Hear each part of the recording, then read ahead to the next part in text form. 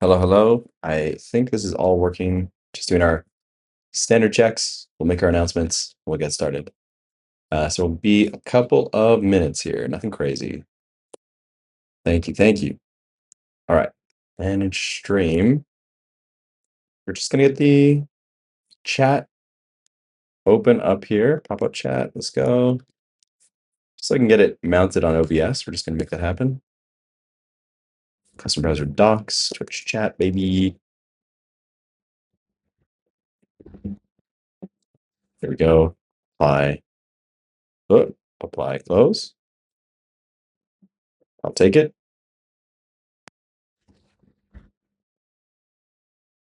Mm-hmm.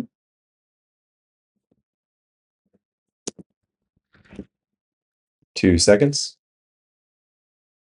Ba, ba, ba, ba, ba.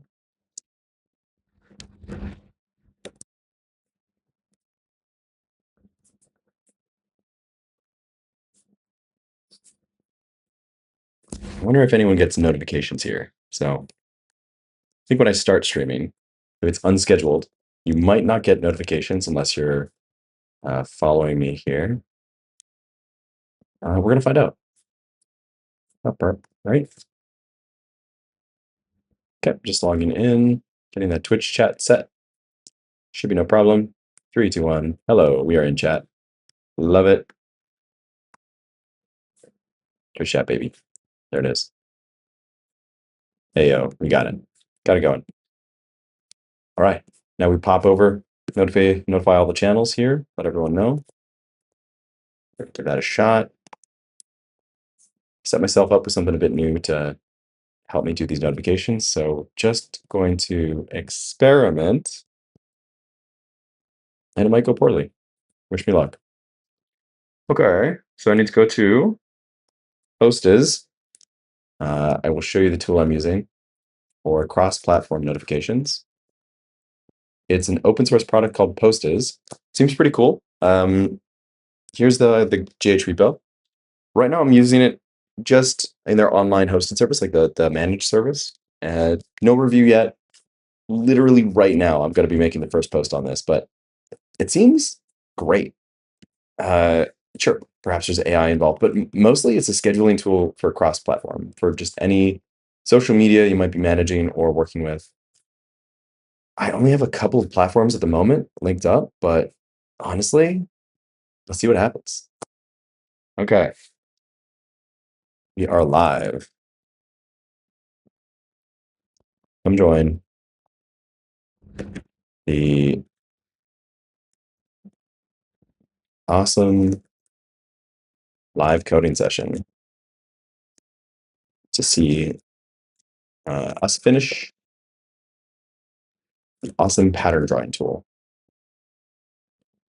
And I don't want to be too optimistic, but I do think there's a chance we finish this thing today. So good to go.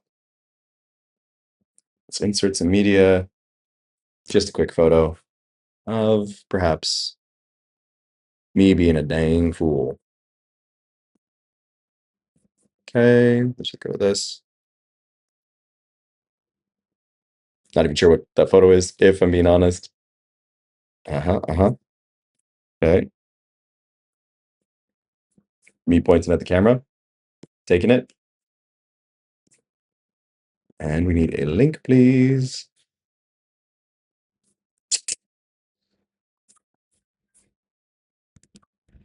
Which post is. Let's go. I don't know. Kind of tag post every. Okay. Postings might be a little complicated in this moment, just because it seems to be attempting to post every day. But we're going to try to not do that, not post every day. Save. Let's push it if we can.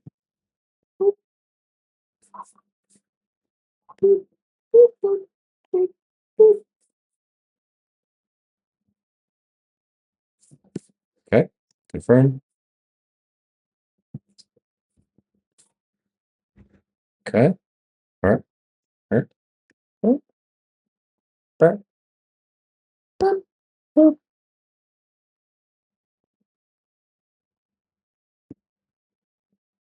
Dude, I don't know what's gonna happen.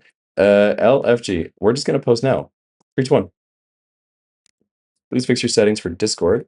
Okay, so we'll give it a shot. Channel must be selected. So this is in this case, we're gonna go announcements.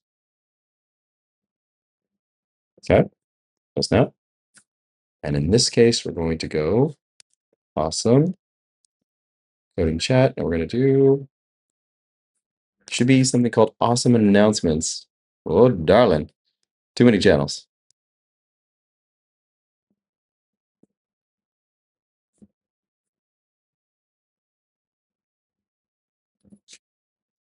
Found it. Awesome announcements. Reddit. We gotta add a subreddit /r/. I think once I got this set up, it's gonna be pretty easy. Again, if you're just popping in here, you can't see what I'm working on, but I'm trying to make sure that we can post cross-platform using Postiz, this cross-platform social media management tool. So I am, there we go, as a post, perhaps a link. Title should be we're live. Come join awesome live coding session. CS finish. Awesome pattern drawing tool. Flare URL is blah blah blah blah blah blah. Okay. Post now.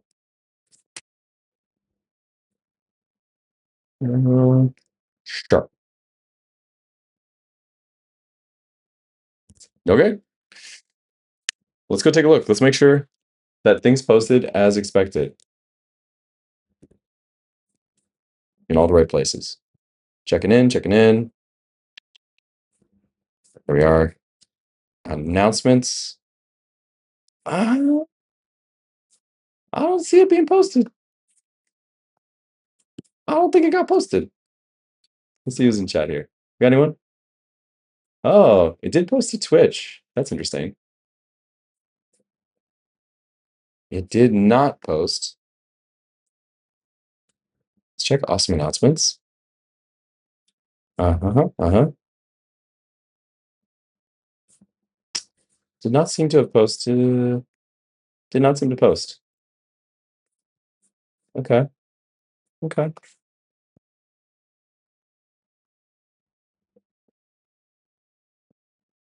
Do I see it on LinkedIn?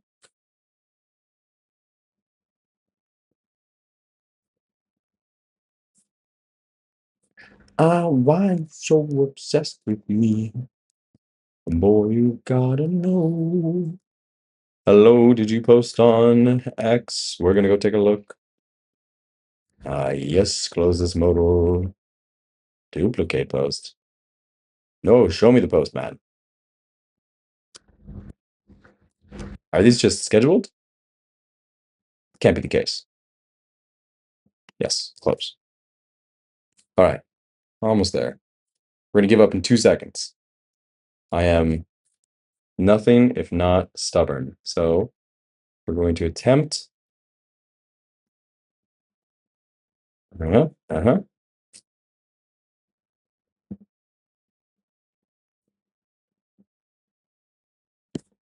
We're going to attempt this post again. Awesome announcements. Post now. It's already published, but I don't see it. You claim it's published. If I go to KM, awesome announcements, don't see it. Today's the 19th. Where you at, pal? Huh, unusual. Okay.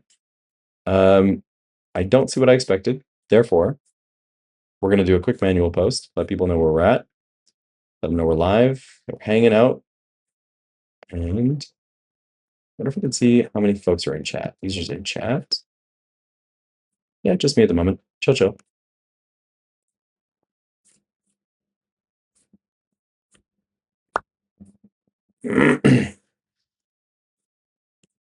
Mhm. What is the best way? La la la la da. Ooh, da, da, da, bo, ba, da, ba, da, ba, da. Okay. Ew.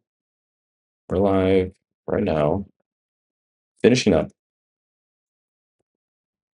Awesome pattern streaming.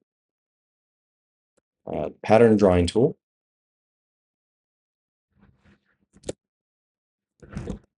Coming up.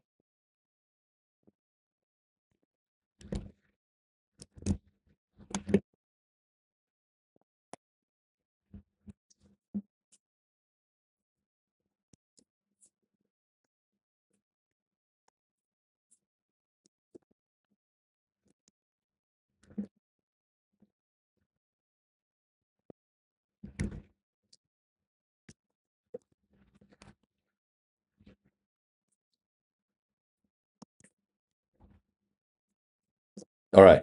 You may see a duplicate post on this somewhere. If that's the case, so sorry. No ability to control. But let's try opening up another one of these if I can. Docs, custom browser docs. Users. Chat. There we go. Fly, chill, chill. Let's do this over there and go users in chat. Good stuff.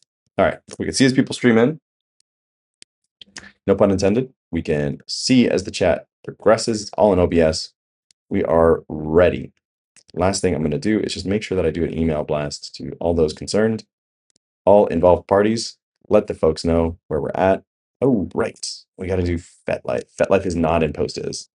Definitely a reason, a worthy reason to clone the repo might be to add my own little posting instruction for FetLife. Got to log in here.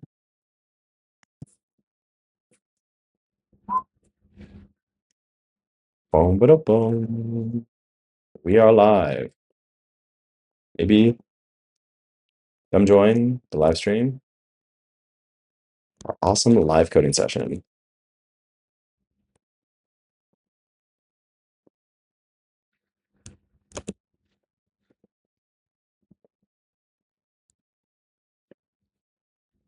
There we go. Twitch.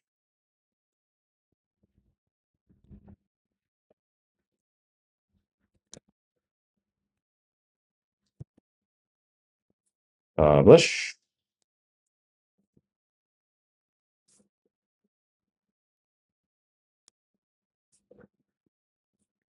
Yeah, last things last. Let's go to Omnisend. I'm revealing all of our internal tools. I mean, not crazy. Totally fine if you know what they are. And we just let the folks know here as well. And then this is the part that we cut from the video when I upload it later because it's boring. All right, let's do it. Let's see what we got. Great campaign. Email. Ah, great campaign. Push. Notification. Not ready. Great email. Ready.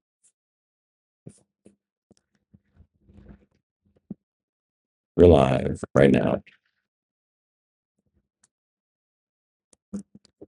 Check out the awesome live coding.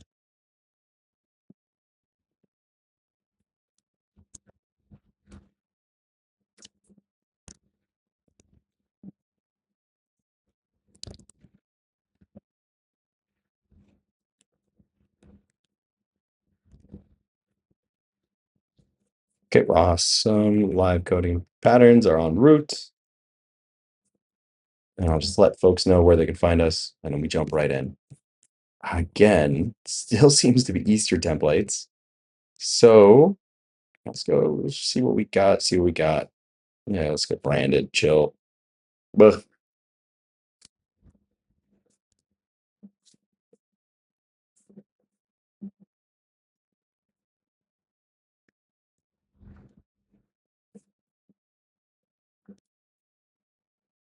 Just gonna delete this whole section. Y'all, almost ready, I swear. Can't wait to jump into this with you.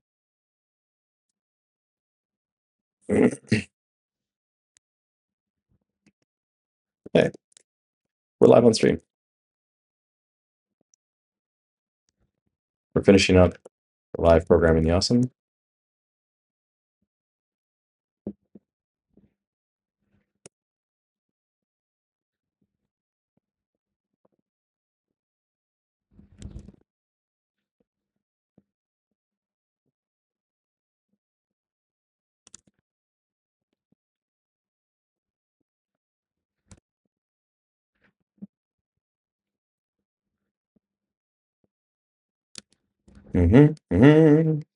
Bum ba ba ba. So on Twitch. Okay. Twitch.tv/Research and Desire AJ. There we are. A little bit pre-caffeinated. So maybe I'll go check that out, get it sorted. But let's make this happen first. Join us on Twitch.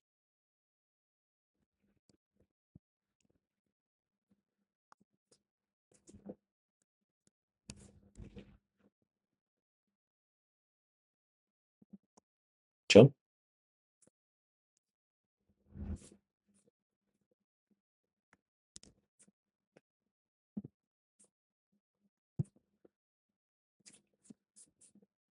Send this baby now.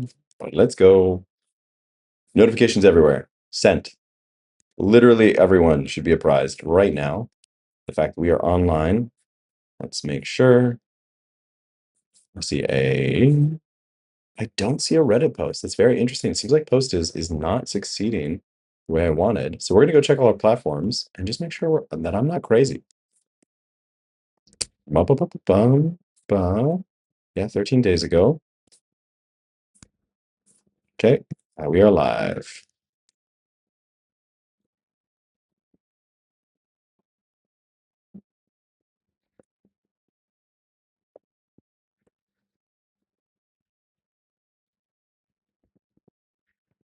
So strange, because I swear I just did this. Screw it, post. I just want everyone to know. Posting everywhere. Okay, posted. Unclear why post is failed me, but carry on. 616, that's what they claim. 2026, yeah, that's what they claim. They claim it posted. I see no evidence, but it is what it is. We are now free. We exist. Good to go. All right. Let's keep going here. Let's check chat, see what we got. We got refresh. Hi, we got a couple folks in chat. Hey, how's it going, folks? All right, we're ready to knock off here. So I'm going to catch everyone up on the state as well as myself. First off, we were planning to meet yesterday, but life got in the way. So we've rescheduled to today. And we are hoping to finish, big objective, I'll write it on the board, is to finish the pattern drawing tool. So let's make that clear. Finish pattern drawing tool. I should be clear, MVP. This is still going to require a good amount of cleanup in order to get it to like, you can use it without using a development branch kind of state, but we're very close to those who have technical skills and are willing to accept a little bit of beta code to just jumping on, putting this on their device and having a bit of fun with it. No insertion, please, but we're nearly there, nearly there. All right, I think chat is not live updating. So I'm just gonna make sure. Oh, hey there. Oh, got it. Figured out why chat wasn't updating. Hello, Eagle Deluxe. Hey, Dots Puppet. How strong is the awesome? Yeah, very strong. Dots Puppet is right. It's I've seen it use the largest tentacle toys anally on people with no effort. Well, let me be clear. There's effort, of course, there always is, but it uh, did not struggle. It is a very successful product in its power, and I think on stream, maybe this month, what I'll do is I will put my own awesome at risk, and I'll literally put weights on it until the dang thing bends. Everyone does a vertical test because they don't want to ruin their linear rail or any other parts, but I don't mind. I'm so willing to break this thing on stream. We're gonna try. We're gonna see what are the actual thresholds, but not today. In fact, I'm just gonna write that down because I think it would be a very, very fun thing to do altogether. Let me go out, out, out. Oh, you know what? Is this the right? Yeah, it is right. Okay, so underneath, where is she? This is our to do section. If you know, you know. When am I going to do it? Great question. Let's choose a date. So I think I'm traveling back to the office in early May. So I'm just going to put a to do here. To do, break my awesome. If I'm in the office, I have access to the spare parts I need to repair it, which is critical because I do still need to work on the dang thing. So I'm going to say we are talking about break my awesome on stream as a strength test with loads of data tracking. Let's like track everything if we can. I'd love to track the actual position using the April tag, which I've not discussed, but we have great robotics tracking now. Love it. See here, track position, track force, track bend if we can. More April tags, potentially. Track deformation.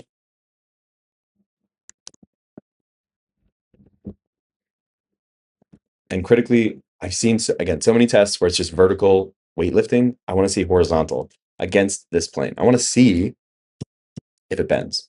We will take the assumption that I can mount this to the ground as much as possible because we want to like be destructive. We recognize we must weight things if we put them on a pivot arm. Okay. Okay. You're aware that your awesome is configured backwards, retracts first. Yeah, it's is an easy enough fix. If I'm being totally honest with you, it just looks better on this side of the frame, pointing this way. If I were to do anything like this, kind of lose this beautiful, awesome text, and you have loose wires. Can I put it on this side? Yes. And then I don't have to move this all around, and it could still work. I just visually think it looks a little bit better over here. I understand that it could be a little confusing to anyone who's got their awesome setup and it's different than mine. So perhaps I'll redesign my set or reprint some things to make it make a little bit more sense. But thank you. Ah, lock you fool.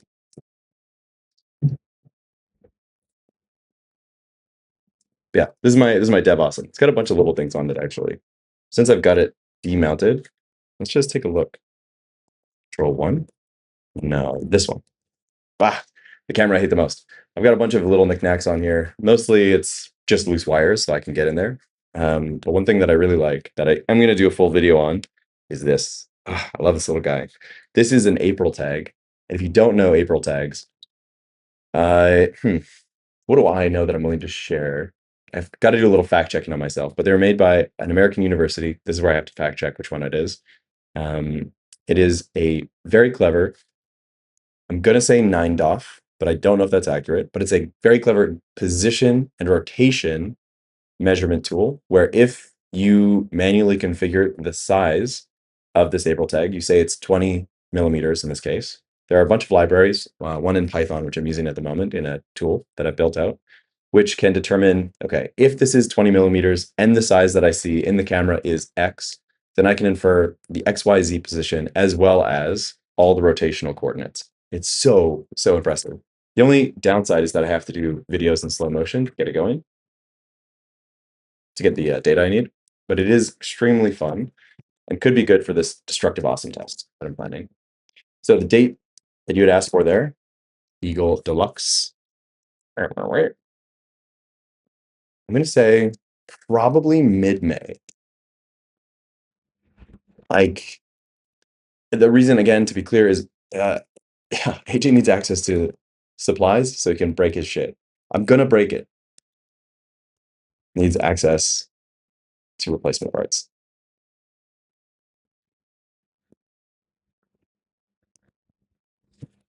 Cool. Okay, that's the vibe. Awesome, awesome. Let's pick up where we left off. Target today is finish the streaming. Sorry, not streaming. For those who don't know, just going to do a big old context drop here. Let's check chat, see how many folks we got. We got our lovely 3. Welcome, welcome. So context drop for those who have not been here and are curious, the plan is as follows. We're going to make a tool inside of the dashboard, which allows you to place points and draw a cubic spline or a spline, we'll say, with sufficient limitations so that it's a C2 continuous function, continuous in its first and second derivatives. We might soften that to be C1 continuous. We will see. In this pattern, you're going to have points, handles, the typical things you expect in a spline, with a couple other conditions, such as point 0 and point n minus 1 are going to be actually identical to ensure that we have a looping pattern.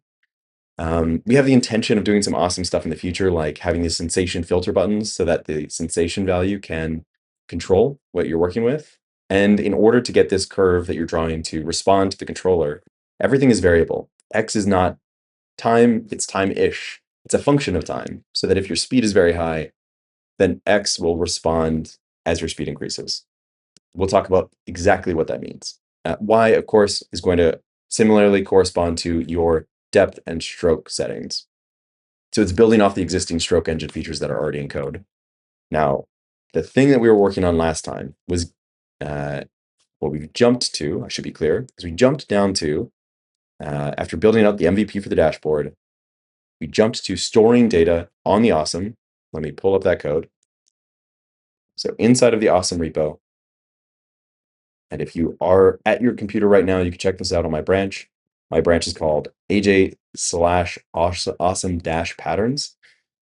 Inside of this code, underneath software, you will find a data directory right here. And you'll be able to take a look at what we're building. So we have something called registry.json. Let's move all this stuff. Get me out of here. Too many agents, too many chats, too many windows. All right, done. Here it is. So registry.json is where you're going to store information about each pattern on your device. So that's the name of it, where it's located, a description. The path here, the ID is where it's located. So if I were to go under data patterns, then we see ABC, ABC-001. Hey, camera 1, what are you doing? Camera 1 is my cell phone. When you plug it into your MacBook, it works as a great continuity camera. But every now and then, decides to be terrible and never work. So I'm blurry. And I promise that's not what I look like in real life. I swear to God. I have features and everything. All right, let's take a look here. So this is one of our patterns. What you'll see here is we have X, Y points, and then the X, Y coordinates of the handles that come in and out. This introduced an interesting bug that I was struggling with yesterday, or last time we met. And I've got it resolved now, or I have the solution, but as promised, I want to resolve everything except for polish on stream together. The brief here, also, I wonder, I gotta go check on that camera. I wonder if the battery died. That'd be crazy, but we're gonna go take a peek. Crazier things have happened.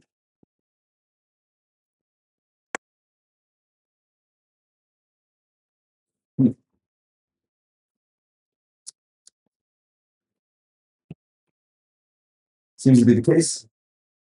The battery will let it recover. No problem. I'm just gonna be a blurry boy for a sec. Ba ba ba. La da da. All right.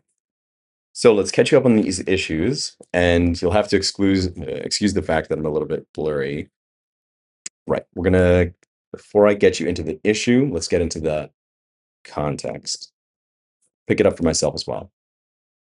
So we're moving through this task list, trying to make sure that we can store and distribute patterns. We want these to be offline on the device. You download it once, it's version controlled. The owner can update the content, can make it better. can share. You can play with a pattern in the woods with no internet connection. That's the vision. That's where we're targeting. We're very close. We have the ability to have patterns drawn in the dashboard, saved in the database, downloaded to your device via Bluetooth, and then stored in memory, pulled from the registry, and loaded onto all of our platforms. That includes the radar, the wireless remote called Radar, the wired remote, and our Bluetooth dashboard. So the Bluetooth controller tool inside of the docks. That's all perfect. We got to the point where we were playing our patterns back. So the choices that we made in order to play this back, picking up context for myself as well, is that if we have a curve, there's many ways we could sample it that have great efficiency. Our concerns include the following. One, we can spam the motor. So if there are too many drive commands or too many go-to position commands sent to the stepper, there's a queue, which can buffer overflow, which means we lose steps. And it results in a bit of a jittery behavior. We don't like that. The other thing that can create a jittery behavior is sending unnecessary commands like this. If I am tasked with going in a straight line, essentially go from position 0 to position 100, then go to position 25, 50, 75, 100, back to back to back to back, can actually cause choppy behavior. This is a result of the fact that motion control patterns are trapezoidal with some natural acceleration, deceleration, and you feel it. Makes for a not fun sex experience if you're receiving that. And I will say it is a thing that we are going to be grappling with a little bit and hoping to avoid. We're accepting the risk of that potentially by simply sampling our curve. So what we're going to do is we're going to draw our C1 or C2 continuous curve like this, and we're going to sample at a regular beat. I believe right now we've chosen 10 hertz. So at 10 times a second, we're going to compute where we should be upon this curve. And then we're going to provide that go-to command directly to the stepper. This, as mentioned, might cause choppiness. We're going to watch out for it, but it's the simplest thing we could do to deliver right now. The second thing we wanted to be careful about is Nyquist frequencies. What happens if I provide you with a curve, and then because I'm grabbing at 10 hertz information from this curve, if your speed is too fast, if you've tuned your curve such that I am sampling beyond peaks, I'm getting a totally new pattern, something that looks different, a different frequency from what you've provided. We're going to avoid this by computing right here. Let me be a little cautious here to make sure I'm making sense. We're going to rescale the generic values of your curve such that the fastest possible motion inside of your curve is physically achievable. That means for every single point that we see inside of your curve, these stars, we're going to look at the slope between those 2 points.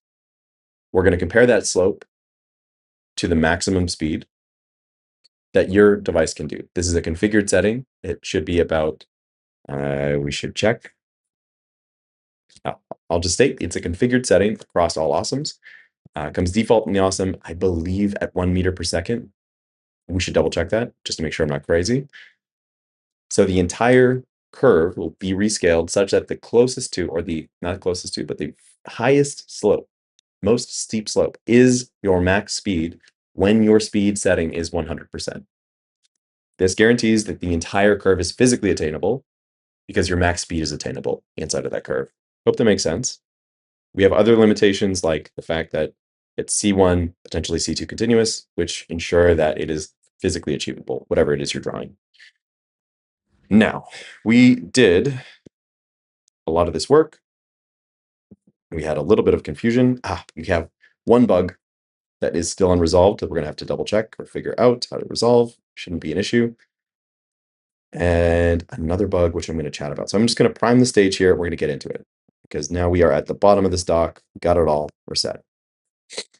So one issue which is unresolved and inside of this code is right here. If I change speed on my device, then I'm changing the frequency of the cubic spline function. What does this mean? It means, let's go to this example, that if I'm on this black curve and I'm changing my speed on this orange dotted curve, then what happens instantaneously to the function call value? So if I'm saying cubic spline f of x is equal to, let me be a little bit more cautious here. I don't want to get too mathy and just like lose myself in the numbers. But let's just look at this image. As I shrink horizontally, this function, effectively increasing the frequency between peaks. If I'm not cautious to shift this function to the right, then what our users experience is an instantaneous jump in the proposed position. What needs to happen is I need to calculate an offset factor as the speed changes such that the point before the change equals the point after the change. The math that we worked out in our last call is as follows. We take the assumption right here. Yes, we're gonna, let's go through the examples I gave. Let's take a sine wave. Let's consider sine of x and sine over 2 of x and determine how much we have to move left such that when x is equal to pi over 2, we have sine x over 2 is equal to sine x. All right, so we need to do some sort of modification onto these. A little bit of math grammar mistakes here, but that's okay. A little messy. Let's just work through it, catch up on ourselves. We know that we need a offset in x. We want to figure out what the value of dx must be when x is equal to pi over 2. We solve this, and we find out that dx is equal to x, generally. Pi over 2, of course, is just a number we use to pin this in our brain and do a little bit of heuristic confirmation. It was the case that it is true. So now we've generalized a little bit. We're saying, let's assume that we have a C2 continuous pure function such that G is our function. This is our arbitrary cubic spline. And we want to do the same question, but we have to be a little bit more considerate. We could have a scaling factor. We could have an offset prior and before starting. These scaling factors and offsets are going to have to be either computed, determined, or pinned. We're going to figure that out. This one is going to be known to us because of our previous speed computation. And this one is going to be the one that we're computing. S1 and S0, I believe these are generally going to be constants. I have to do a little thinking on that. I don't believe they're going to be impacted at this stage by stroke or depth, but we do need to be careful. We need to make sure that we are certainly considering them. We want continuity everywhere. You change a setting, it doesn't feel jittery, it doesn't feel dramatic, it feels, sensual, graceful. Okay, given that there is an inverse function of g, then we can solve this for dx1. dx1 then is the denominator of s1 times this. So we have to know the previous offset divided by s0 minus your current x value. That's the thing that will make sure that our two functions are graceful. Ah, beautiful. Problem number 2 that I'm going to set up. Lost you.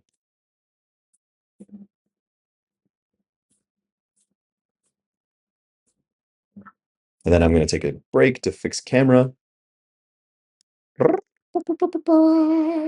Okay, problem number 2. At the end of stream last time, we were having some issues interpolating the spline. We've since resolved those. I believe I resolved it either off stream or no, I think I stayed 20 minutes after stream ended. I literally said goodbye to everyone and then I just stayed on for 20 minutes. I will upload the video to YouTube so you can check it out. But problem number 2 here is resolved. First things first, let me show you the data I was collecting. I don't think I have historical data. I just have the latest and greatest, but we're going to find it. Where did I put this little guy? It's underneath awesome. Perhaps just spline plot. This is a good example of some of the failures we are experiencing. And do I have an image of the success? I'm hoping to find it in Scratch or Analysis. Spline plot. Perfect. There it is. All right. Let me set the stage here. We can talk about these. I'm going to pull them over into our freeform. We'll discuss what the issues were and how to resolve them. Ba-bum, ba-bum. Okay. Da-da-da.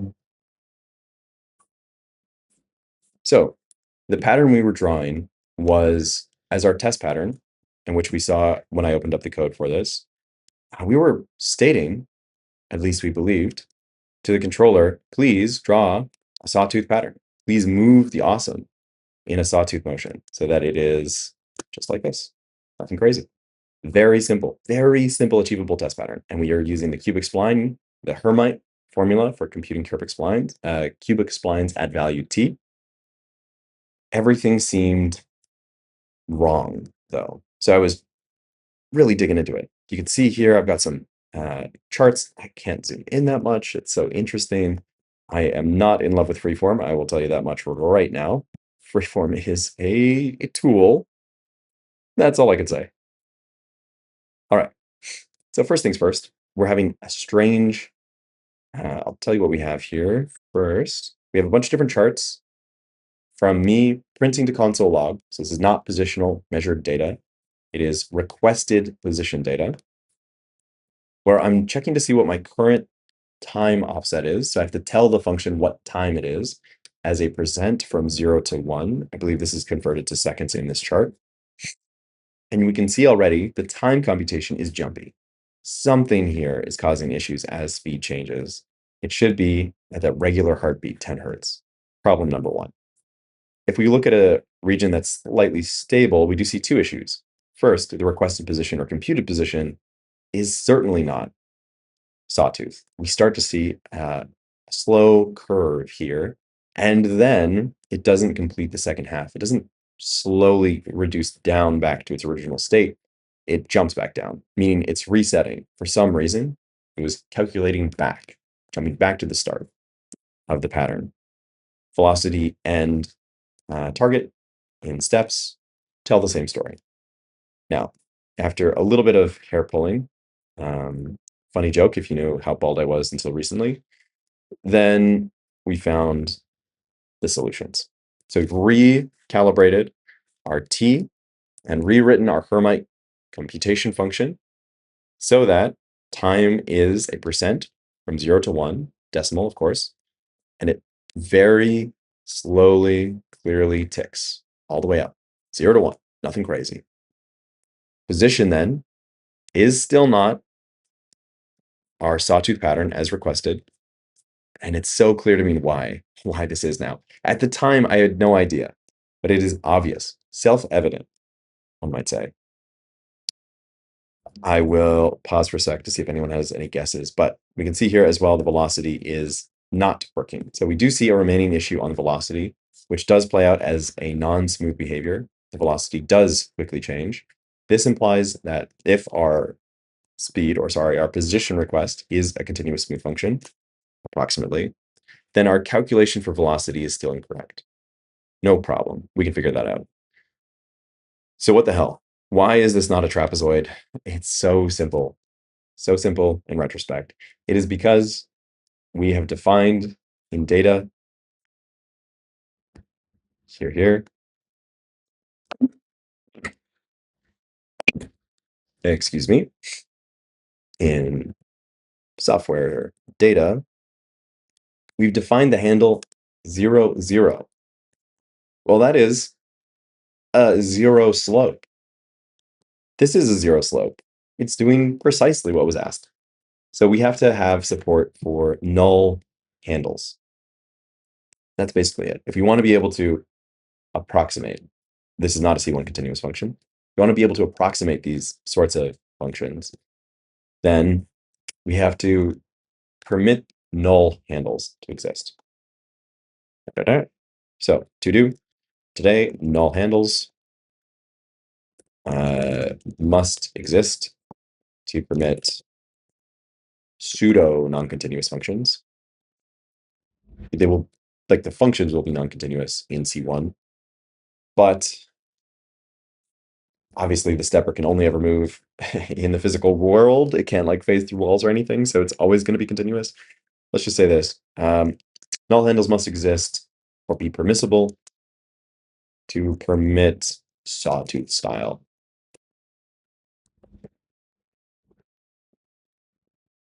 Great. That is not that difficult to achieve. We just forgot that 0, 0 means something in this context. Chill, chill. All right. That is thing one. Thing two was making sure we get our speed offset calculation so things aren't messed up. And we know as the speed offset calculation is the functional offset above.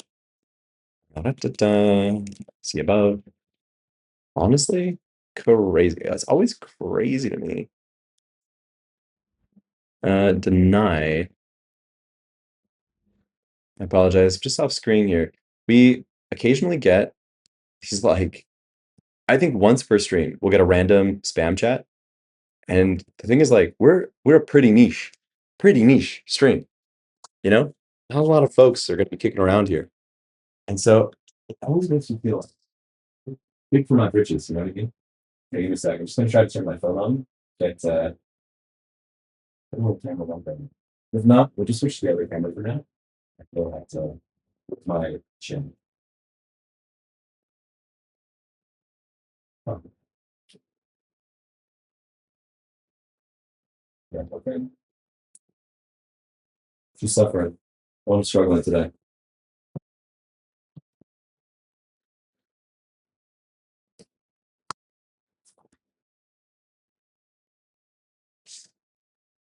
Okay. Okay. Potentially, phone needs a day off, which means just let it charge on the sidelines. And while it does so, usual. It's very dead. It is so much more dead than I've ever seen it, which means, oh, hey, how's it going? Bovis, nice to have you. Glad you're here. We are missing a camera, but don't worry, love to have you. Okay, let's take a quick peek here.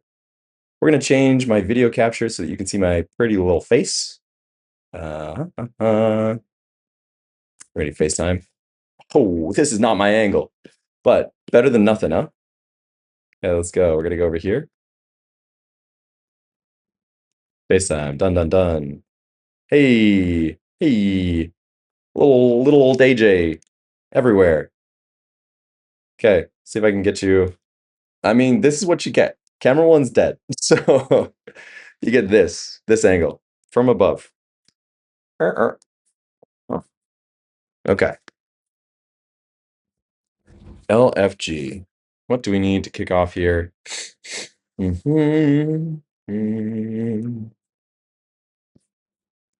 we are. We need, right. So speed offset calculations.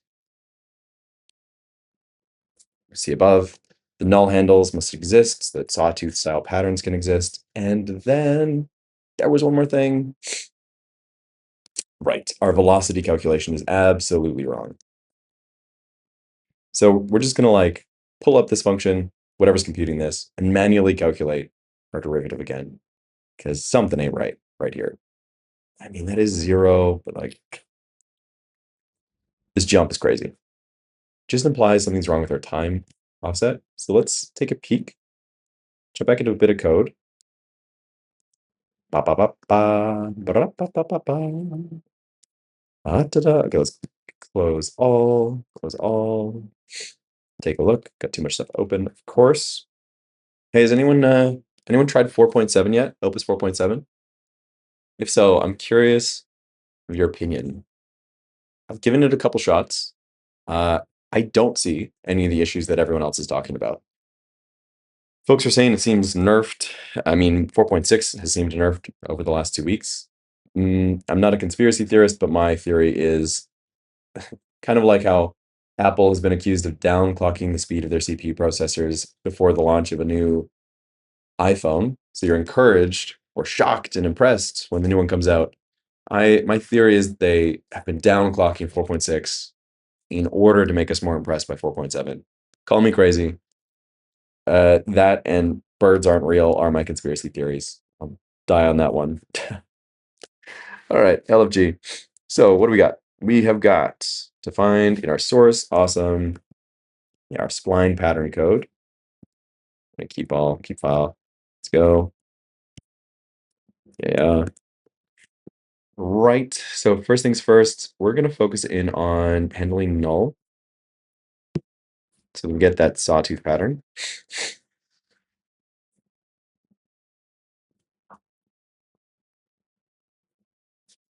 If our handles are null, we should be able to read. So what we will want to do then is absolutely inside of software source data, we're going to null two of those. And there's a couple of approaches we could take here. I think the easiest approach, or the approach I prefer, is to set the value null. This is one of those choices that someday I'm sure will bite me in the butt. Let's confirm that this is in fact legal JSON. I believe it is. Right. So we're saying this is null, null, this is null, null. And in the case of null, null, we're just going to state that this slope must be computed such that you are trending towards the next point. So in this case, if handle is null,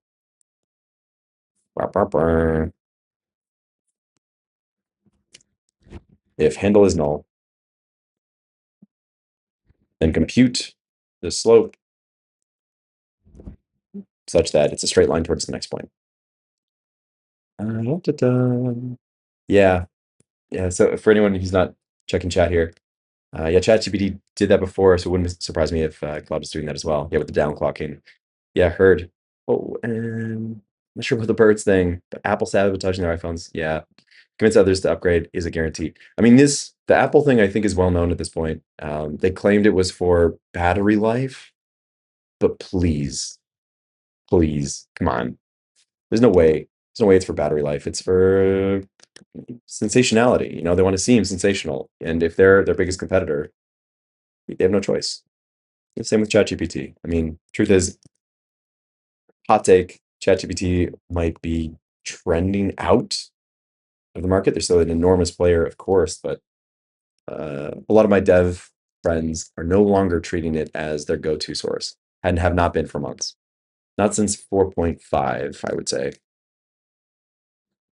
Cool.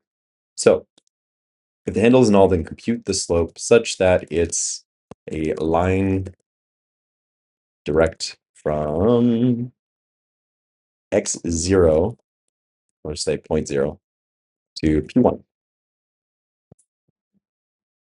Yeah, it's definitely a reason why I wish over-the-air updates with phones these days could be opt-out optional. Are they?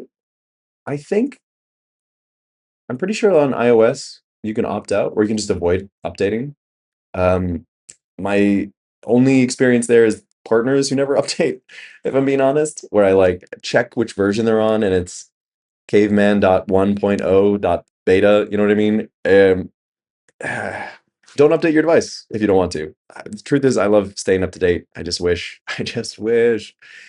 that when I bought a device that was worth $1,000, it would stay the same value as $1,000. Interesting thing, parallel discussion here. I've also been introduced to a good number of marketers recently, and they're talking about how there's a trend for people to purchase iPhone 6 and iPhone XR for the camera. They have so many comparisons online showing that without all the AI features that have been baked into cameras these days, the photos are still exceptional. Like, if I'm being honest, to an untrained eye, my eye, I don't see much difference between an iPhone, specifically the XR is the review I saw. So like photos off an XR are the same as a 16, except feel a little bit more genuine, like a little bit more present, because it's not gently blurring and softening and adding details that aren't present. Oof, is what it is. It's a crazy world. All right, we're on this. Handle in, handle out. Going to treat null like this. Let's just make sure we have the statement, and then we'll get it to code. We'll do the math. We'll do the logic, and then we'll get the robot to just make us faster. That's my strat. So in this case, dead simple. So we have the slope. That's x1 minus x2. Nothing crazy. Over, yeah, y1 minus y2 or y0, whatever. Good to go. This is our slope. We are guaranteed by the constraints above that this is physically attainable. Just making sure that we are good to go. Yeah, this should be fine. This means we will not be computing the Hermite polynomial. Let me confirm that this is true. I wonder if it is appropriate to say, I wonder if it's appropriate for the ease of use to state the following. The slope out, the handle out, is equal to, yeah, x1, basically is equal to p1. I wonder if that's insane. It would just save gently on effort, because then I could continue using the Hermite polynomial. Sorry, the Hermite computation function, because it is just a slope out. Let's try it. I think this will work. So if we say the slope out slash slope in to P0, P1 would be as follows. In the case that both handles are null, then we don't have to change our math. That is tempting. What are the consequences?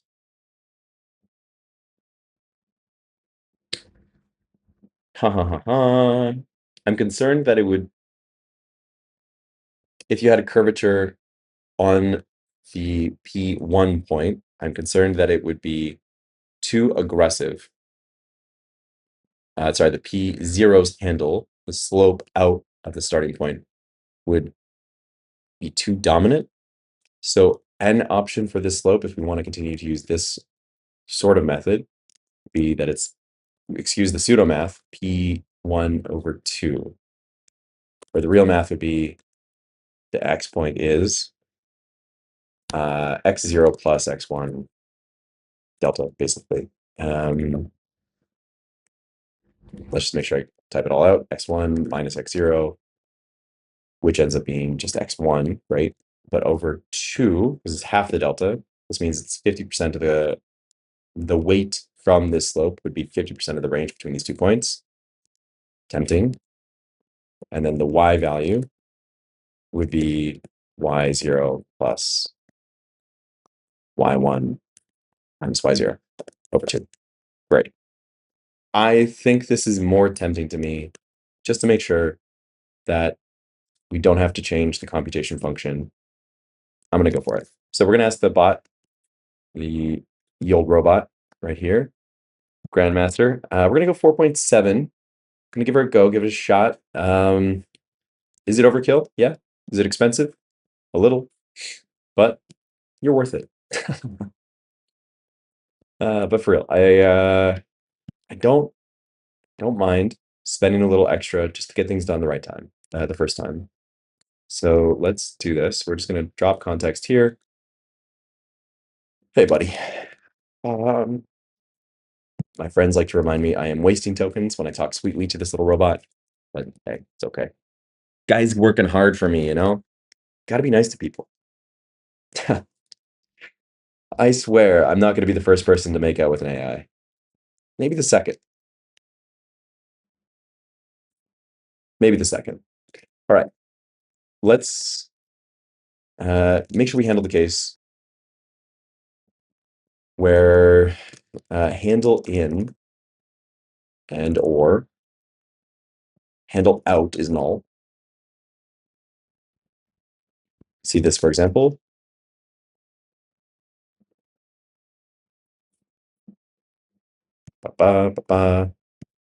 Great. In this case, we want to infer the slope as follows.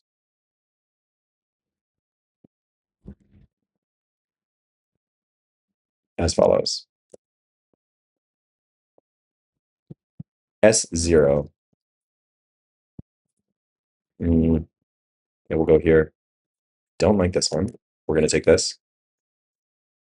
S0 is equal to x0 plus x1 minus x0 over 2, y0 plus y1 minus y0 over 2. Okay, great. So we should say, oh, shit. I wasn't ready for you. Right. Okay, we're going to be extra expensive, and we're just going to plan every time. Chill, one plan. We'll go talk about other stuff. Make sure things are working as expected. Come back, see what he's coded up. So the situation here is, in this case, we want to refer the slope swallows. S0 is equal to all this bullshit. Yes, wonderful. Where x0, y0 are the coordinates of the first point, and S0 is the slope out from that point. Similarly, x1, y1 are the coordinates of the second point,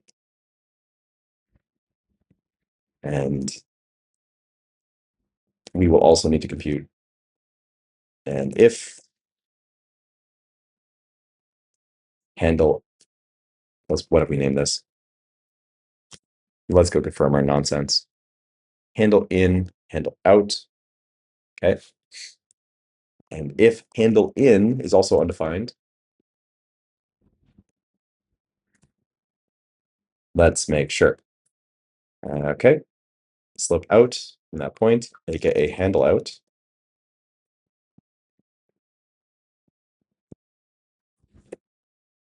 With OUT, great. Similarly, x1, x1, y1 are the coordinates of the second point. And if handle in of that point is also null, then S1 is equal to, would this be identical? We have to be a little careful here, minus the delta, changing it so that we are at our point. The slope is on the left. We are not permitting full freedom of these handles. So it will always be the case that our slope x must be left of x1, so minus the delta order. Let's confirm that I've got this order correct. Minus that delta. Great, happy over 2. Perfect, perfect, perfect. This should result in the case where we have a null handle, which we want to support, equally balanced, 50% handles trending towards their meeting point if it's aligned. And if the other one is not aligned, then it will potentially equally distribute the load between the 2 points. Am I satisfied? Not sure. Let's go. Let's give it a shot. We're S1, thank you. GLHF. Good luck. Okay, so what's up next? Let's do a quick check on camera 1. Camera 1 is alive. Camera 1 is at 34%, and I really prefer camera 1. So we're going to take a quick second. I'm going to give you a little camera 1 action, if I can. The major issue with it.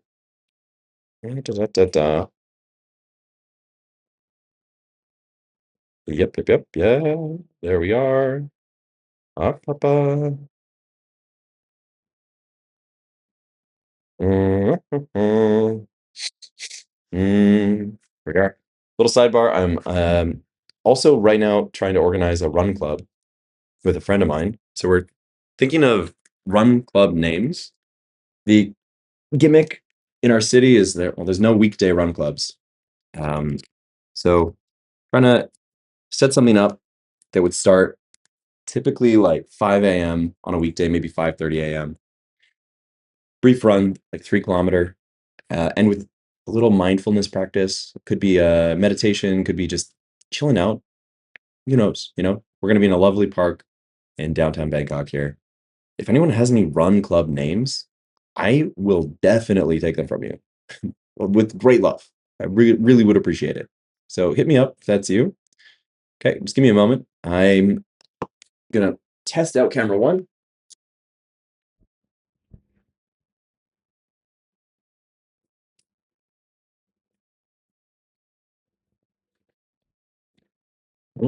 Mm. All right. Good luck. Good luck, Leo Grand.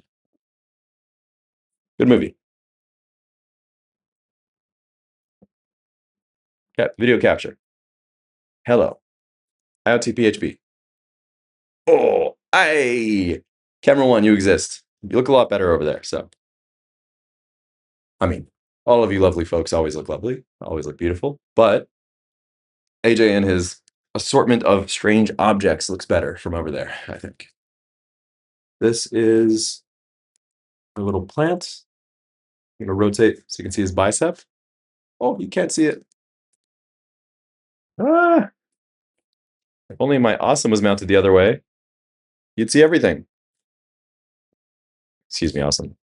Bicep. And this is my little mushroom lamp designed and 3D printed by a good friend of mine in the city. Okay. Let's just try to get that settled so it doesn't look crazy. Then we go. Then we go.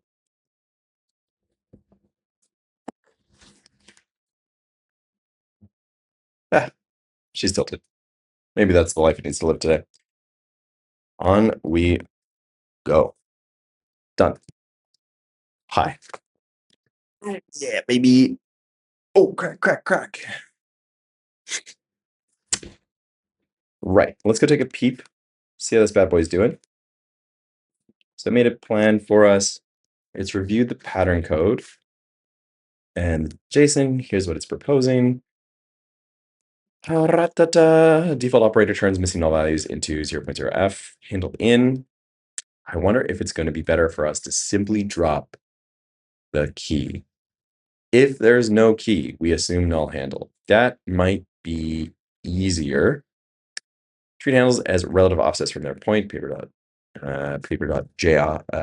convention, which matches their existing handle, y handle x with slope. Okay, down and down, both yield a slope equals the chord slope. Yep. Yep, chill, chill. Okay, is null. So I just want to make sure that parsing this, had a comment there about Arduino JSON not being able to parse the is null. Let's go back and check that and then go confirm the docs. What's up? The Arduino JSON and null values.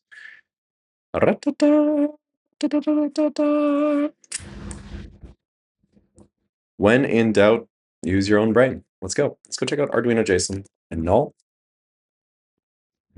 values. See what it says. Do a little organic thinking as I immediately see an AI response. Okay, let's ignore this. No, I don't want that. I want Arduino JSON. This is correct. That is their docs. You cannot use a traditional null. That is not what I mean, but thank you. I want to parse a null. You probably expect to see this in the monitor, right? But that is because it's null, like C++ null. It's equal to null. Okay, let's check to see if this function does work. Is null. All right, use the is null function to test if it is in fact null. One of the following workarounds.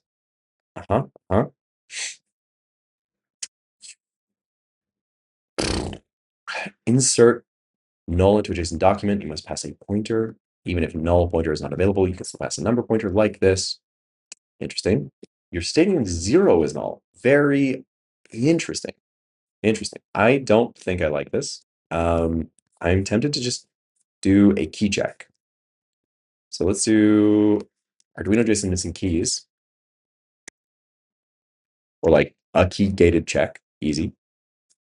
Contains key. All right. Well, let's make sure if we're in the docs. Let's make sure that actually exists. This is not the correct place. Yes, has key.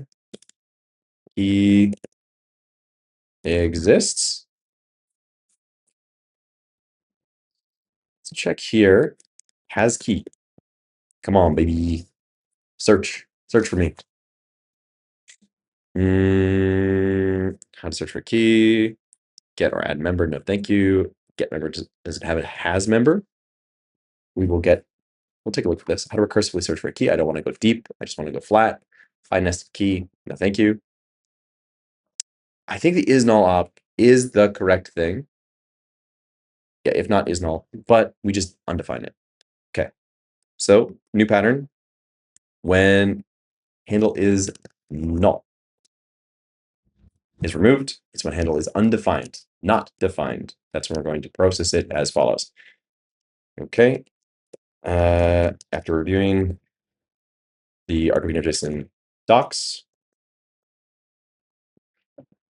Let's update that to mean when handle is not defined. Or handle out. It's not defined. Based on my reading, you're still going to use the is null check, but now we're not checking for a value null.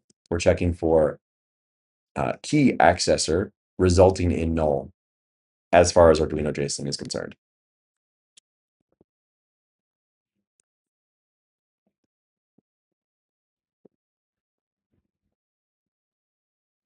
Okay, bingo bango. Let it change its plan, and then we will kick it off. Let's go talk about our next problem for now. That is probably going to be our derivative here of the position function, which is computed here inside of spline pattern. We are setting the acceleration and the velocity by using this. So Hermite derivative is here, present, and accounted for. Here is our Hermite calculation. Go. Just going to tell bro to go. And once he's moving, we will nuke him or hide him. Thank you. Switch to agent. See ya. Here's our Hermite. The Hermite is the method that we're using to compute at dt, given spline points, what is our current value. We're evaluating the function at a specific time. The time in this case is 0 to 1, where 0 is the start of the entire pattern, 1 is the end of the entire pattern. Something just jumped. Right. AI doing AI shit. Let's go. Where's my Hermite? Hermite. Thank you. Let's go. So our derivative is very likely the place where we're having a bit of issue. So the derivative, in fact, should be dead simple. We're going to make sure that we understand what's going on here. We have to update this to the current pattern. Let's go take a peep. Just going to write out our notes. Yeah. It's very chill. It's a very chill derivative. Shouldn't be a problem. So we have a times t cubed. I'm just going to make sure I get this right. Plus b. Yeah, I know it's going to be crazy simple, but we're just going to triple check that I didn't fuck anything up. C times dt times, yeah, okay, times c plus d. Okay, great, easy. So obviously we have 3a times t to the power 2 plus 2b times t plus c done. That's our velocity. It's our speed. If you want to be accurate, there is no vector. It is just a flat speed. So ABC are in fact slightly complicated to compute. It shouldn't really be a problem. We can just copy and paste, but I would prefer that it is an identical calculation. We're going to do a little bit of a code smell here. Again, intending to clean things up. We're going to nuke. Ain't no reason we can't clean up tomorrow. This is MVP approach, going nasty, nasty mode. So we're going to take all these. We're going to change our arguments. We'll have to change our next file as well, or the previous file. I am curious what you're up to here, pal. We're taking the same arguments here. DT, spline point 1, spline point 2. We don't need anything else. Segment DX. What is up? No need. No need. It's a derivative. You can chill. Yeah. And of course, it's just going to compute the derivative for us because this has been solved since Wolfram Alpha. Does anyone use Wolfram Alpha anymore? I feel like I'm so sure I talked about this on stream a different day. But like Wolfram Alpha used to be my go-to. Like Mathematica, damn, I created the craziest cool visualizations. I had an awesome what is it, 5 plus or minus 2 demo that I ran during it was like a statistical psychology class in university. If you don't know the 5 plus or minus 2, I think it's 5 plus or minus 2. Maybe it's 7 plus or minus 2. Let's check. Memory. You know what's so funny is that I did not remember it. Anyway, it's 7 plus or minus 2, where it's a demonstration that humans can store in active memory 7 plus or minus 2 objects, where object is such a unique, fascinating, bizarrely complex thing. Like a individual, if they look at a chessboard, an arbitrary random chessboard, they'll remember between 5 and 9 pieces if you ask them to memorize exactly where everything is. But a chess grandmaster will memorize 5 to 9 configurations because the object that they've chosen to capture in their brain is legal configurations. And so they can remember many more pieces, but still the same number of objects. It's a super interesting little topic. Definitely a big old aside, but worth your time if you have like a, I don't know, board weekend. You want to pick up something. It's a neat study. I'm not too sure what the latest and greatest would have said about this. It is now pretty old, as you can see here, 1956 by George A. Miller. But anyway, Mathematica, I had a sick demo for this where yeah, Wolfram, time to time. I'd love to hear it. Wolfram is strong. Uh, lots I could say about it. So many tangents I could go on about Wolfram and its creator. But yeah, in Mathematica, the product by that same team that runs Wolfram Alpha, I had this lovely demo, very interactive, that I did live in front of an audience of 200 students, half of which didn't give a shit, but they were able to guess or try to memorize these patterns on screen and live 2015, 2016, before this shit was easy to make. I'm so proud of the fact that I made it like hyper interactive. They could just prove together that this or find a pattern together that was consistent with this 7 plus or minus 2 rule. Okay, I'll stop fluffing myself up here. Let's carry on. Let's go into our .h file. Let's just go change things. Da, da, da, da.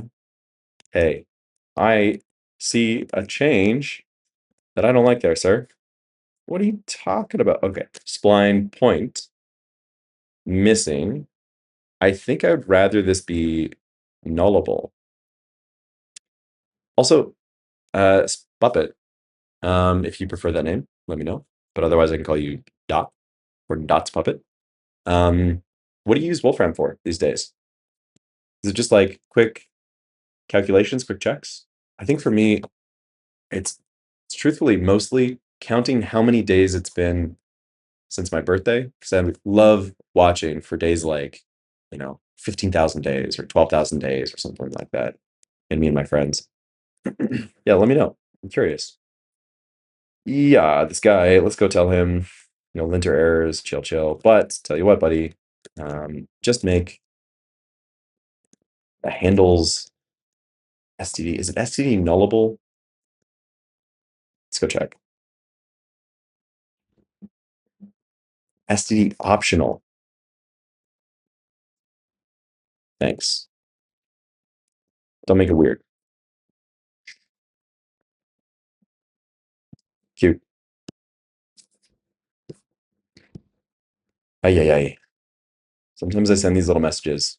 I think they're cute to my AI, and then I immediately imagine a water bottle. You know, the trend going around where people just like dump a water bottle out for every dumb thing you're saying. Uh, Interesting. What's up, AJ? Why did you compute M1 and M2 like this? That is a choice. I recall that I did this because I wanted to make sure that M1 and M2, maybe this is our problem from before. I recall that I'm just checking in. Yeah, so you mostly use volume measurement conversions these days.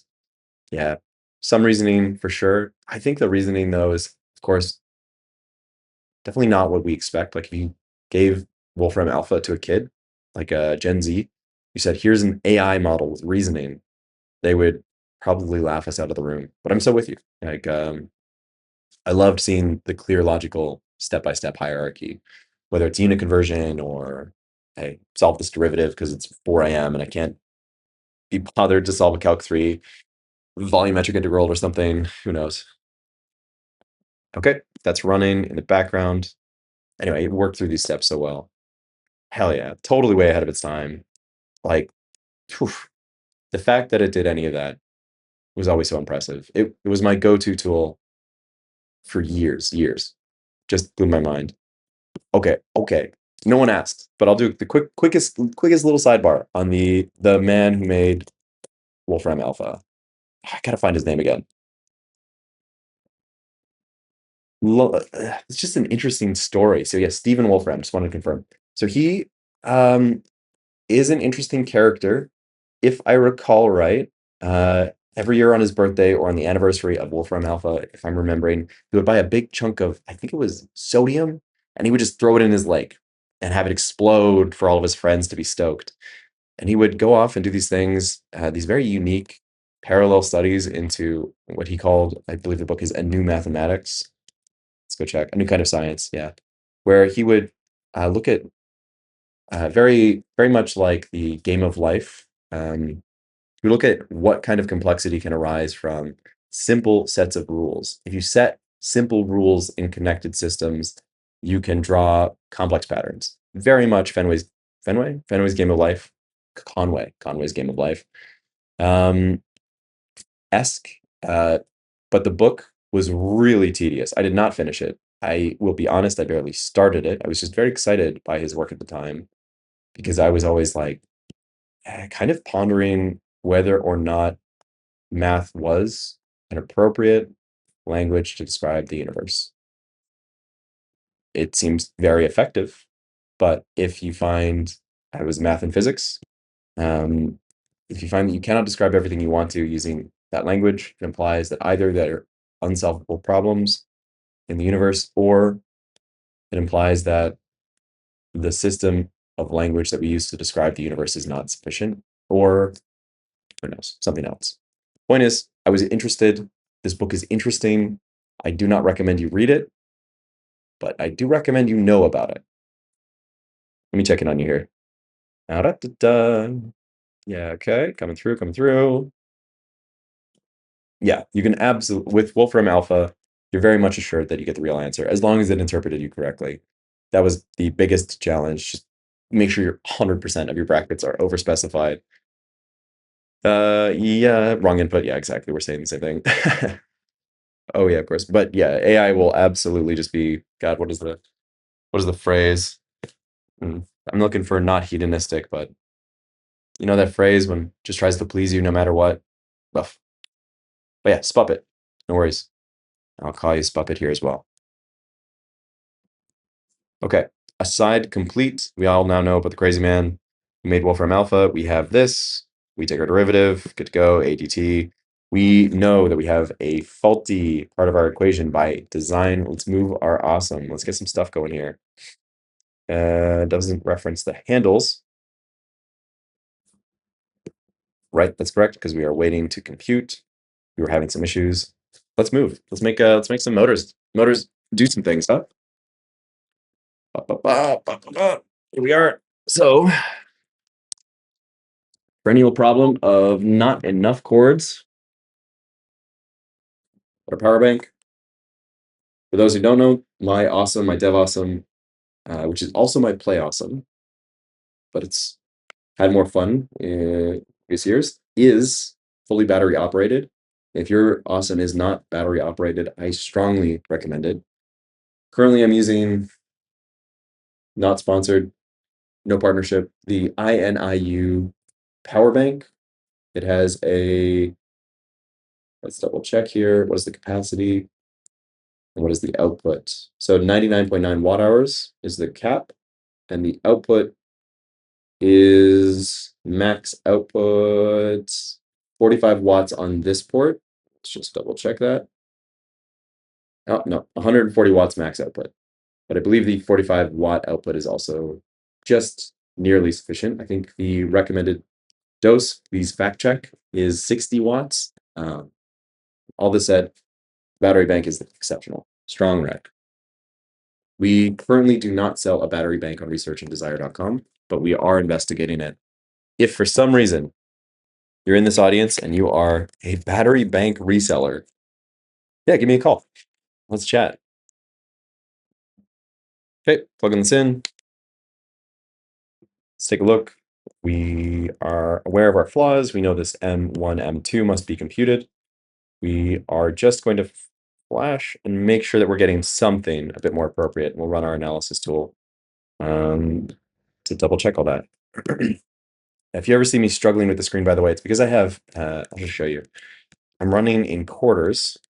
Let me see if I can control 4, control 5, there's everything. So my screen is divided into quarters like this, which means I'm using 1/4 of my MacBook Pro's screen real estate at any given time, just to make sure I can keep an eye on everything simultaneously. That means I'm in hell. I'm suffering. All right, let's go. Command P terminals into awesome. Let's go CD software. Yeah, run. Let's see what's up. Let's take a look. Let's do data upload. We've changed the structure of our file. We want to make sure that we have that present. I don't always recall the command to do so. Sonar cube. Thank you so much. Get out of here. I want to upload FS. Yes, Spuppet, thank you for the fact check here. So 140 watts would be 28 at 5. I consider 20 at 3 the min. Let me double check the output here on the 140 watt port. Okay, double checking C1. That is confirmed. The output is 28.5 and 23. So yeah, you're recommending at least 60 with the config, 20 at 3. Cool. I'm gonna check my port 2. Well, it's 45 watts max, so it's below our minimum threshold. We're stating 60. I think on maybe the breakdown day, I'll also do a current check just to make sure that I know. I'm just gonna put that on my to-do list. For anyone who doesn't know, the unfortunate thing about the to-do list here is that day, the day I was doing the stream, I don't know how, but my roommates and I were talking about the most fuckable Pokemon. I hope that gets bleeped somehow somewhere. But they said that internationally, it's noted that Vaporeon is the solution to this problem. I have no opinion. I carry no personal weight, but I think it's funny for Vaporeon to be our to-do mascot for that reason. That's the history here. So, to do, it does current tests. Let's confirm. You know, if we're going to be doing a weight test, I'll do that at max power. I'll see if I can get my hands on a bit of a, God, what is it called?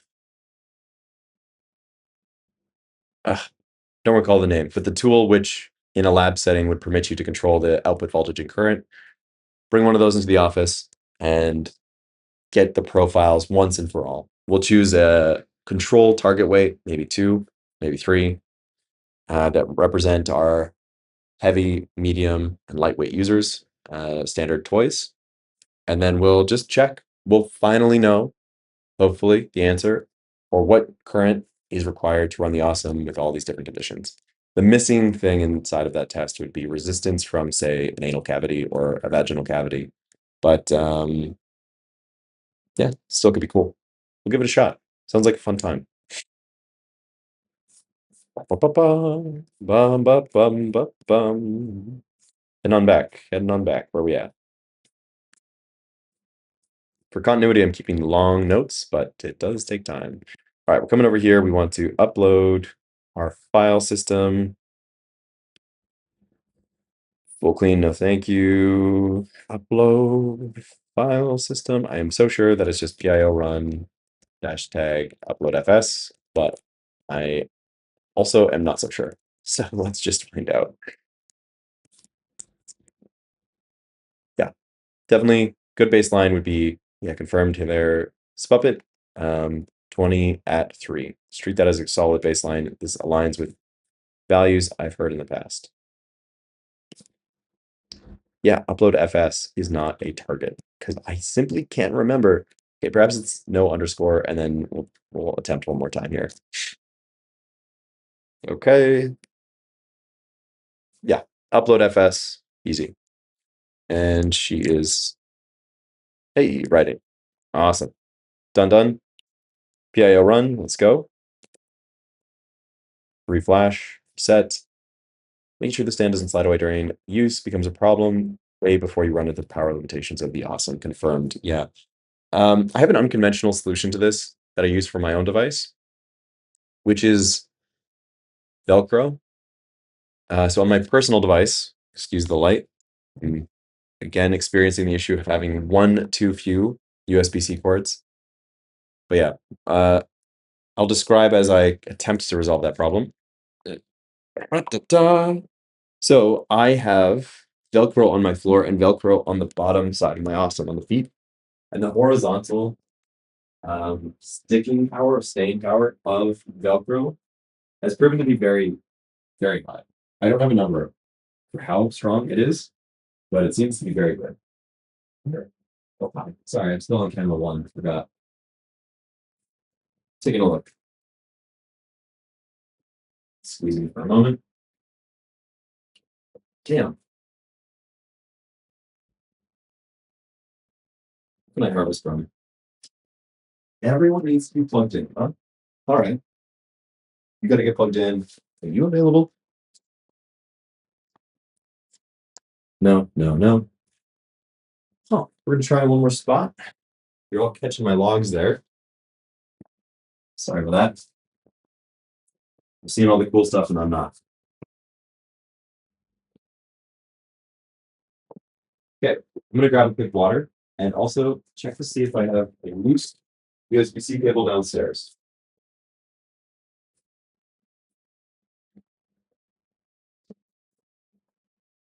BRB.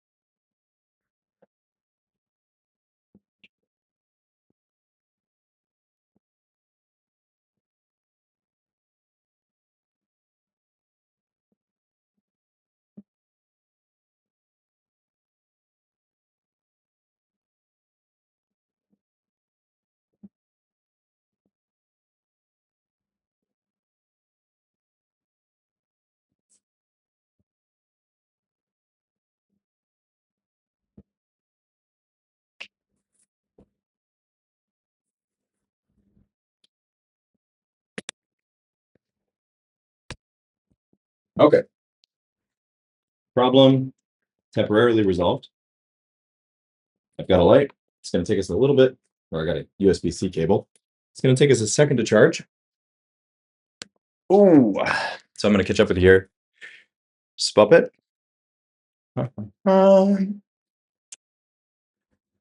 Yeah, yeah, it'd be definitely bolting it to the ground is the solution. Like, if you are in a space where you can bolt your awesome to the ground, I promise you, it ain't moving. During the test, the force tests, perhaps I'll have to. We'll check. I also rent, so Velcro is okay. Um, Again, I've seen no motion horizontally. Have I had any issues where it had a vertical tilt?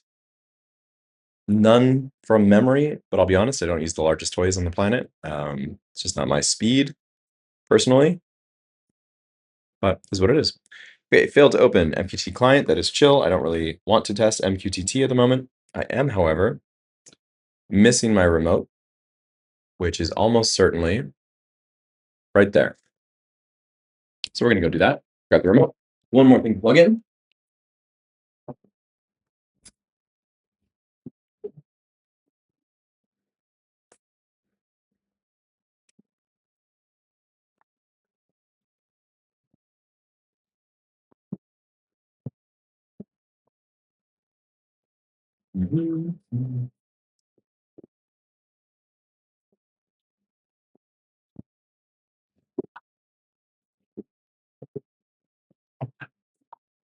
Huh. Unusual.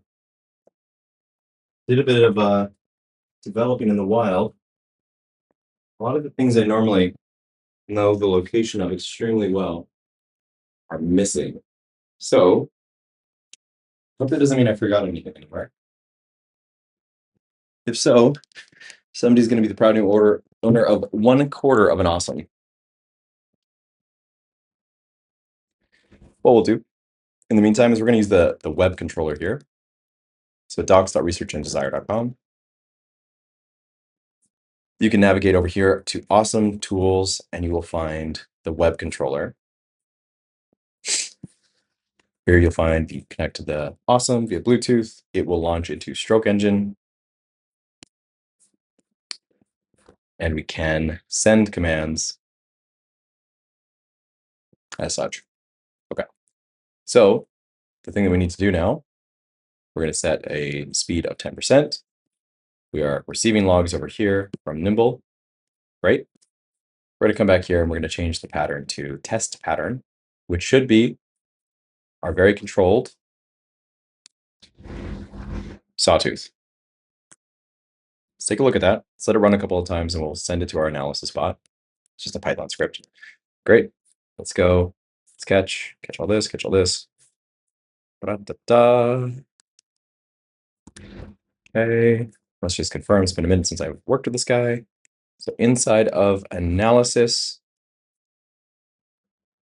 which is a directory I'm working on with a bunch of great tools, very fun tools that I'm a big fan of, such as the April tag tracking on slow-mo video from an iPhone. Very fun. The thing, though, is where was I previously saving the input file? Let's go take a look. What happened to you, sir? Knowing me, it's very likely get ignored or got stashed. I tend to abuse stash a little bit. Okay, we're just going to say new file logs.txt. Okay, is what it is. Paste. Great. Let's have little baby, a little baby robot coming over here and run analysis on these logs.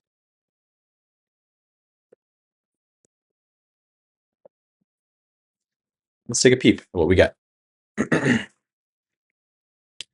Keeping in mind, as this is running, what we're doing is we are we're expecting to see something on the order of this. However, because we are sending a sawtooth pattern, we've just changed the code so that it supports null or sharp points, sharp corners. We're expecting to see, boom, a approximation or a literal sawtooth pattern because this is the computed position, not the actual position of the motor. Actual position is not something that we have access to. The actual position of the stepper motor is not fed back to the ESP32. I will need a fact check to determine if the NEMA 23, the gold motor, which is now black, does have the capability of having a closed feedback loop like this. I believe it's the case that the NEMA 23 can have a closed feedback loop with as accurate as possible position, like at step position measurements can be made. Let's confirm. Right now, I don't have it. Right now, we're trusting our control library, fast Excel stepper, to determine the position, which is just as good as doing another computation. Let's take a look. The best thing we can do, by the way, for getting position is the April tags. The April tag position tracking is very good. We'll do some work together on that. Probably not today, but we will publish this feature with some April tag tracking, proof of work, proof of effectiveness, something to that effect. Okay. Analysis complete. Spline plot is updated. Let's go. Let's take a look. Okay. We are seeing an issue on our derivative. We are not seeing. Huh. What's up?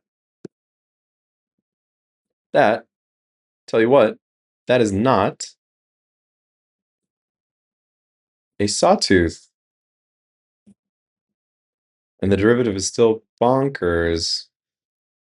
Hey, didn't I just fix all this? Am I crazy? Let's go back in. Stroke engine, spline, H, spline. Yeah. Keep all. Keep. I wonder if it reverted some of my work here. Let's go take a quick check. No, I'm seeing the active work for Hermite derivative. Okay. Coming back to you here, Spuppet. Yeah, you're pretty sure that closed loop communication is possible through the RS 485 connection. Just going to confirm that's the connector on top of the NEMA 23 before we go too far. Yeah, I would love to be in English. Thank you so much. Huh, yeah, okay. Do we have pinouts for this? Are we prepared to receive this?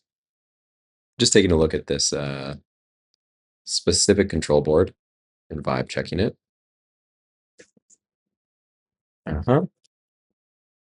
First off, that is not the connector I see on the top of this. I see a 1, 2, 3, 4, I see a 10-pin connector, 2 rows, equally spaced pins. I don't know if it is RS 485. Yeah, on the motor. Yeah. Okay. Well,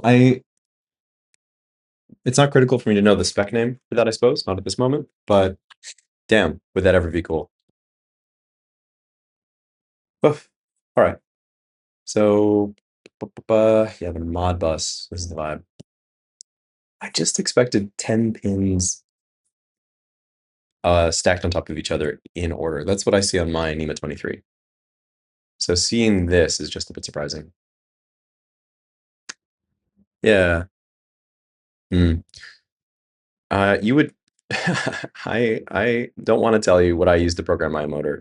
I do not use personally an RS 485 connector to program my motor. The office does, Research and Desire does, of course. But AJ, for whatever reason, when he purchases web flashing or a motor flashing kit, did not come with appropriate connectors. So I just like jammed wires in there. It was pretty messy, but hey, reprogramming occurred. All right, let's take a peek here. I'm disappointed in this work. The Hermite derivative. Okay, so we see issues with the velocity. We see issues here with our position sample. What is going on? So we are not satisfied with the null check on the handles. So we're going to go in here and take a peek. What is going on? Null check fails. When you check the Hermite, what is up? You know what it probably is? It is almost certainly the fact that I'm still using M1, M0. So M1 equals 0, M0 equals 0. So we're going to go check out our Hermite calculation formula. Yeah, I would love to change to English. Thank you. Thank you for the clarification there, Spubbit. So RS485 is a protocol. The connector is just 4 wires, power ground, data A, data B. Thank you so much. Yeah, just a misinterpretation on my side there. Appreciate you. So Hermite polynomial compute the value of a cubic spline at time t given handles and positions. And we'll see what comes up.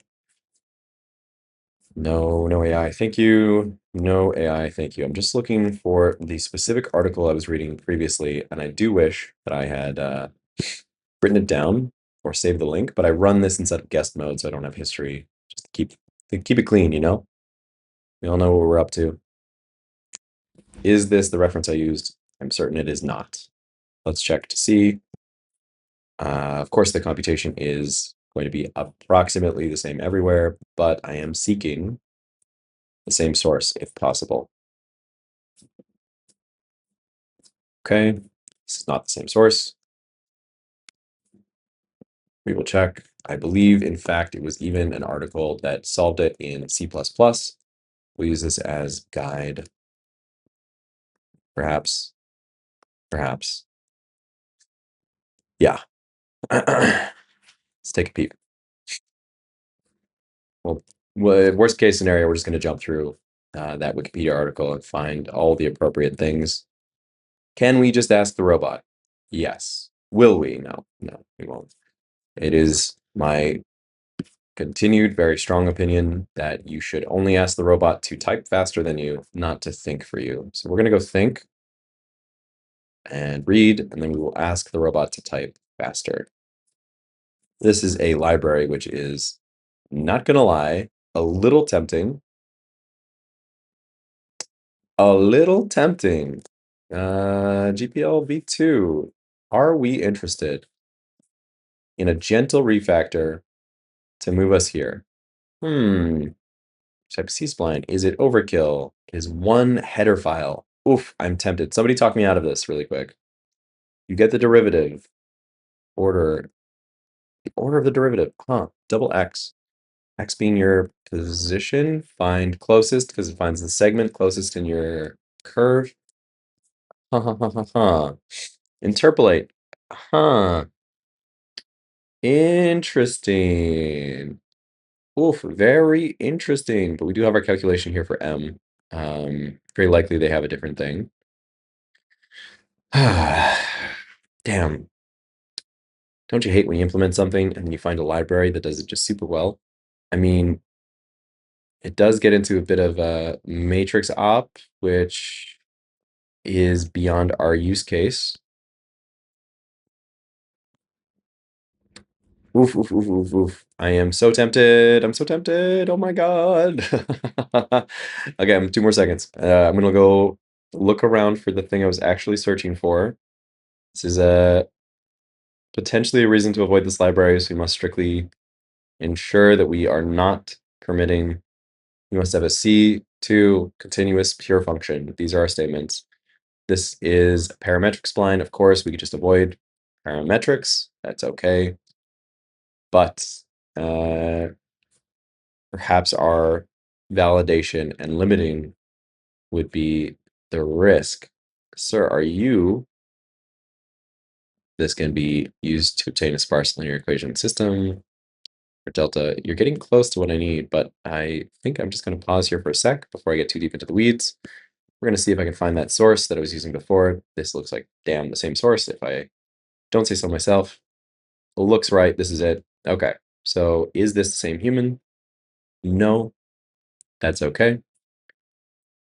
Here, we're going to take a quick look. The formula is as follows, where A is equal to, right, you're calling it P minus 1. Ooh, are we already on different formulas? My dear. Just confirming. I see different formulas. Yikes. Yikes. Ay. All right, I'm going to do something a little unconventional. I'm just going to crack open the recording of the previous video, which I did not upload yet. My apologies. And I'm just going to find out exactly what source I used. Like, why record things if you're not going to,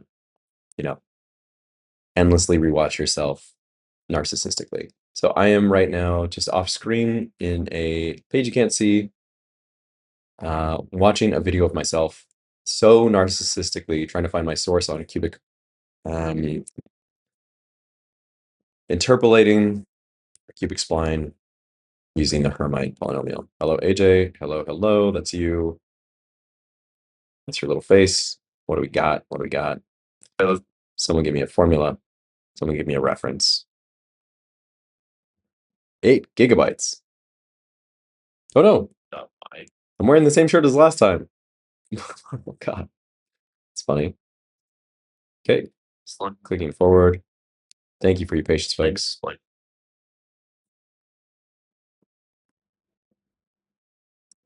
Okay, we have M1, where M1 is derivatives, M1, M2, understood. Huh. Now we're saying, is it appropriate to state that the handle is the derivative? M1, M2. Is it appropriate to state that the handle is the derivative? This is the question. So I've just jumped into our source. It is tempting to state that the handle is the derivative. Is it accurate? Let's give it a go. If it is the case, because my source just says it is the derivative, M1 is the derivative at this point, M2 is the derivative at this point. This is not the correct derivative. No problem. Would it be appropriate then down here? Yes, we could use the same computation to get M1, M2. That is okay. Done.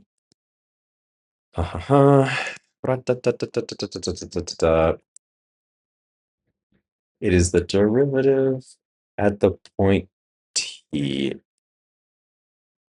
because it has to be evaluated at the point we're computing. Okay, no, we're gonna have to look up a source, or we're gonna have to switch to that library. We're approaching AJ considering, but we'll pull in this library and doing a gentle rewrite. This would be an AI job for sure, because it's not the kind of thing I want to do on stream. Latest developer version is available here. So let's just go check their stars, likes, and health. Recent, as in 5 years ago, has a recent update. This is the cubic spline interpolator, C++. Linear first order derivatives are specified quadratic. Okay, so we're just going to take a look. We're going to see if it is plausible for us to use this. I believe the case is going to be yes, and we're going to be able to jump ahead a little bit. Make monotonic, okay? When you say make monotonic, what do you mean?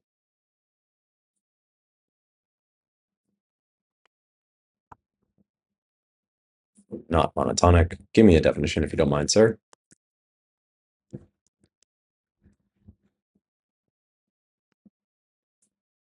Let's go find the definition for monotonic. At some point, this has become a math channel to a degree. Light math, baby math. But we want to make sure that we fuck well. Monotonically increasing or decreasing. Are we strictly monotonic? No. That is not an appropriate assumption. If the input data is monotonic and the resulting spline is not monotonic, it can be enforced via make monotonic. Okay. We don't need to do that. That is okay. Cubic C2 spline is twice continuously differentiable. I think we can use this library. I think it's plausible. The question then is, do we want to be C1 or C2 continuous? We enter the C2 spline space. If this is true, what is the significant difference? If we are second derivative of the Hermite, first derivative, okay. If we're C2 continuous, how mad are we? Let's give this a go. We're going to make a little checkpoint. We're going to try to be a little bit fast here. Let's go to awesome. We'll close the logs. It's clear. Git add, git commit, add message before installing lib. Okay, let's see what happens when we let this guy go a little bit crazy. Do something big. Big rewrite to a different library, which does seem to have broad support, 800 plus stars.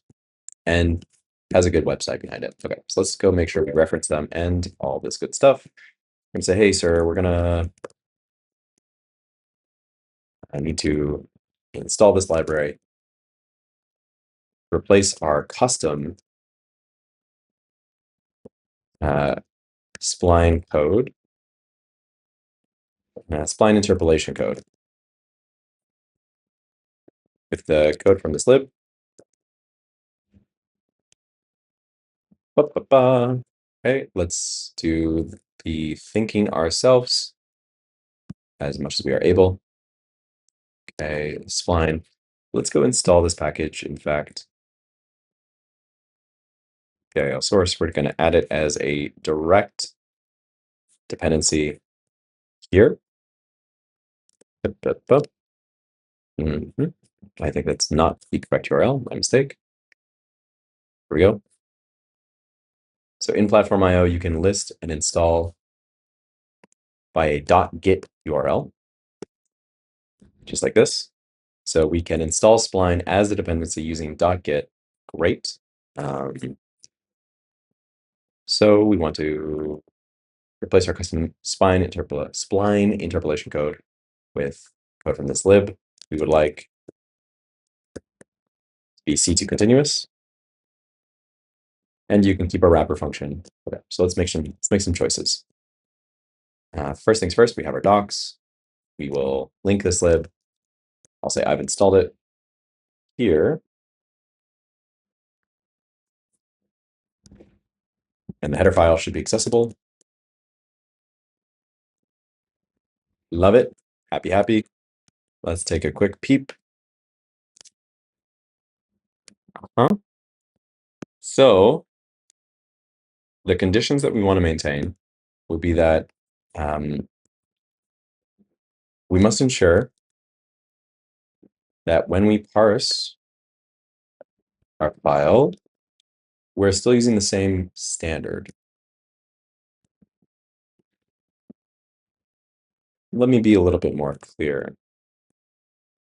X points, which are in fact points of time, percents of time, are will range from 0 to 1 to 1, where 0 is the start of the curve. The first point, and 1 is the last point. Curve, we're still going to supply data through the registry.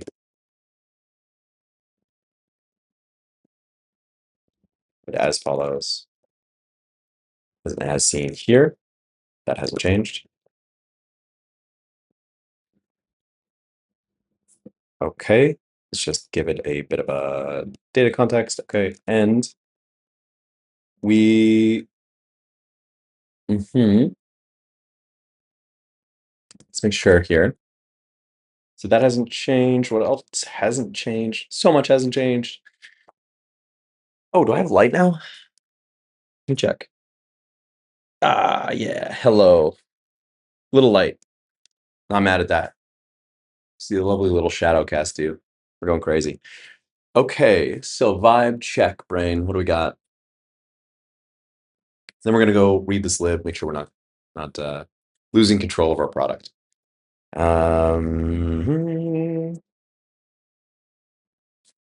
And we want. Do we want to be C2 continuous? We have to be C2 continuous. But do we want to be? Let's go ahead and say we want to be C2 continuous.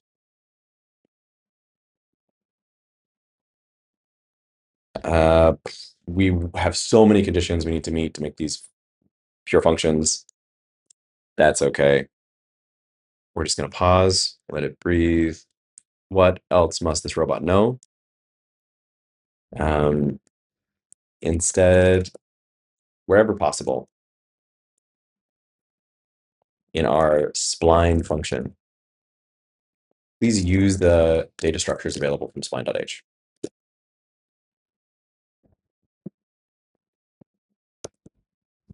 All right. Add a validation step in the beginning, which is essentially going to be null for now. We'll have to implement it later. Let's not do that now. Let's not confuse the dang thing. Remove all of our custom code for spline interpolation.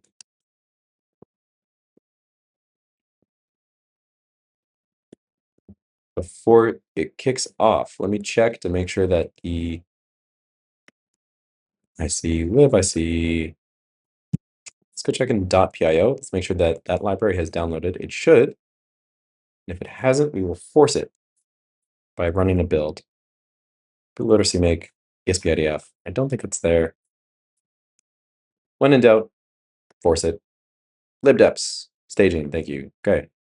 Do I see spline? Spline.h, great. Read this code for context. I'm just gonna give it the .h file. Yeah, fuck it. Yeah, fuck it, give it all. Find it out. Go take a look, fella. Let's go read a little bit about this library while it's running to make sure we don't lose control of product. And we're just letting it type faster. So we're gonna go C2 cubic spline, which is twice continuously differentiable. The reason I'm hesitant is we don't, because it's not physically possible to instantaneously change your acceleration. We don't mind if you have these velocity changes that are discontinuous. Let me show you here. Discontinuous velocity change. It is also not physically attainable. Perhaps C2 continuous is the appropriate thing. We can accept that. That is okay.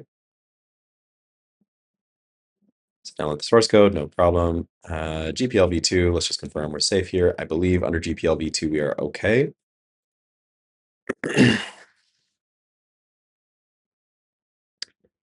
We guarantee your freedom to share and change free open source hardware. To make sure the software is free for all users, the GPL license, the GNU, but where's v2? Just skimming quickly. If you in chat, perhaps Puppet, you're aware of the GPL v2 license, and you can quickly summarize for me that it is safe to use in open source software. If you distribute copies of such a program, whether grantee or for a fee, you must give the recipients all the rights that you have. You must make sure that they too can receive or can get the source code. You must show them these terms so they know their rights. Cool. Cool. Copyright. So we protect your rights to copyright software and to offer this license, which gives you legal permission to copy, distribute, or modify the software. I think this seems safe. Famous last words. Okay, evaluate T doesn't wrap, but evaluate velocity does with spline. Out of range T will extrapolate linearly on wanted. How do you want to handle T outside of range? Wrap both. Evaluate. I mean, wrap both. But really, I just want one evaluate function, which returns all of the variables I need.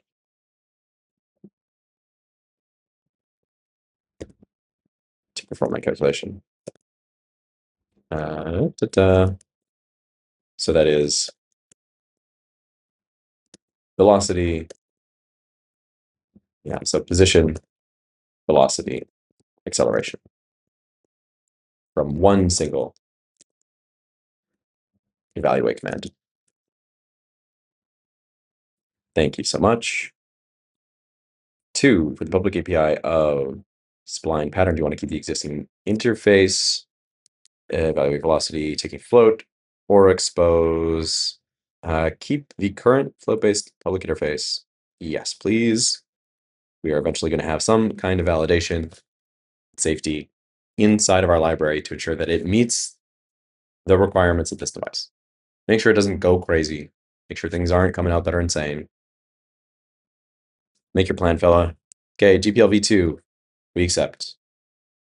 Did I read all the terms carefully? Perhaps not. Download source. Okay, source acquired, usage. We have a vector of X and Y must be strictly increasing. We will resolve that as an issue in the future. Define these vectors as a spline. Okay, cool. Derivative, order, wonderful. Different spline types can be specified in the constructor or via the set points method. You can specify that it's a cubic spline or a C-spline Hermite. C1 versus C2 continuous. Great. We are going to just keep it as C2 spline. Great. Love it. So much validation is going to have to occur server side and on device. We are going to pause that for now. Think. Woof. Posture. Oh, crack, crack. I don't know why, but I like sitting on the ground. Okay, update the stroke engine to use a SQL evaluate returning spline sample. Okay, we accept. We wrap on 0, 1. Great. Let's, oh, shit. Dude. We want to burn money here. Come on. Who do you think we are? We're going to opus 4.7 because I don't want to read it twice. Okay, satisfied. Let's temporarily come back here, plan our next step. So the next step is going to be resolving this issue, which is when the speed changes, we must track the offset variables, so these variables. I'm wondering if they're static based on speed. I'm wondering if, given a certain speed, we can predefine the offset. I'm wondering. Okay, so dx. Yeah, in the case where speed is 0, we're going to clear a little space on this whiteboard. Excuse me, sirs, all of you, please come down here. I want to keep working on this in this space. Let's consider the following case. Consider speed equals 0.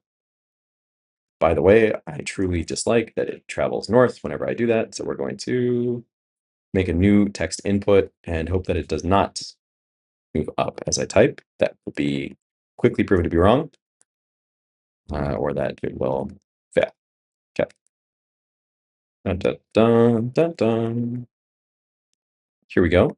In the case, so consider speed equals 0. In the case where speed equals 0, dx underscore 0, horizontal offset, is equal to 0. Great. That must be the case if you consider our sine waves, if our base function at a horizontal offset, we would claim that it's 0. Is this the case? Yes. Let's for now assume that's the case. Let's assume we can make that that assumption. It would result in a constant which gets added to the end.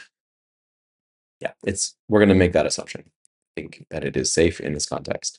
So given x, we have S1 over S0 minus 1 times x is equal to our dx1. Okay. This is at some different speed. So now at speed equals S1, which is greater than 0, and less than, or 0 is less than or equal to, sorry, less than S1, and that is less than 100. At S1, okay, where this is true, what is going on here? So we end up with, right, so x times, or we would say S1, whatever the scaling factor is there, minus S0, sorry, divided by S0 minus 1 times x. This is our scaling factor. And now at S2, can I solve anything here? We're just going to write this out, see what we get, see if something seems obvious that stands out. At S2 greater than S1, where S2 is still less than 100. Let's confirm that we can't just solve for something. We would say this is S2 divided by S1. We'd have to make the assumption that is this correct? That is plus. Let's confirm. It is correct that it is plus dx1 over S1 minus x. Just confirm with me for a sec. This is the case where x is the variable. Let's just triple check because I want to be hyper certain. We're going to change all our ones to a 2. We're going to change all our zeros to a 1. This is the case. Can we solve for anything? We know the value of dx. I see you there, Mr. Robot. dx1 is known, solved here. So we could replace, and let's go ahead and do so. Right here. It is probable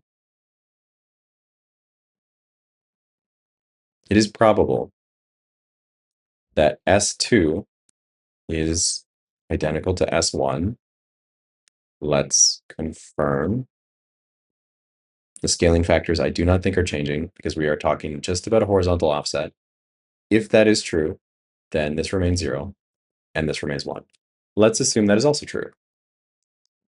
Let's state,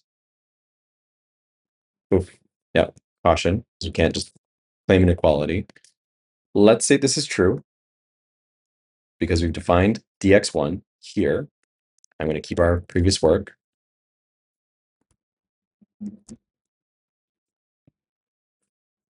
Okay. And let's monkey about a bit. We are claiming the scaling factor on the first function. Why would the scaling factor change? Is there a reason, or could we do it simply with addition and subtraction? Let's make the claim that the scaling factor is constant. If we claim, just confirming here, I think this is possible. If we claim that S1 and S2 are constant,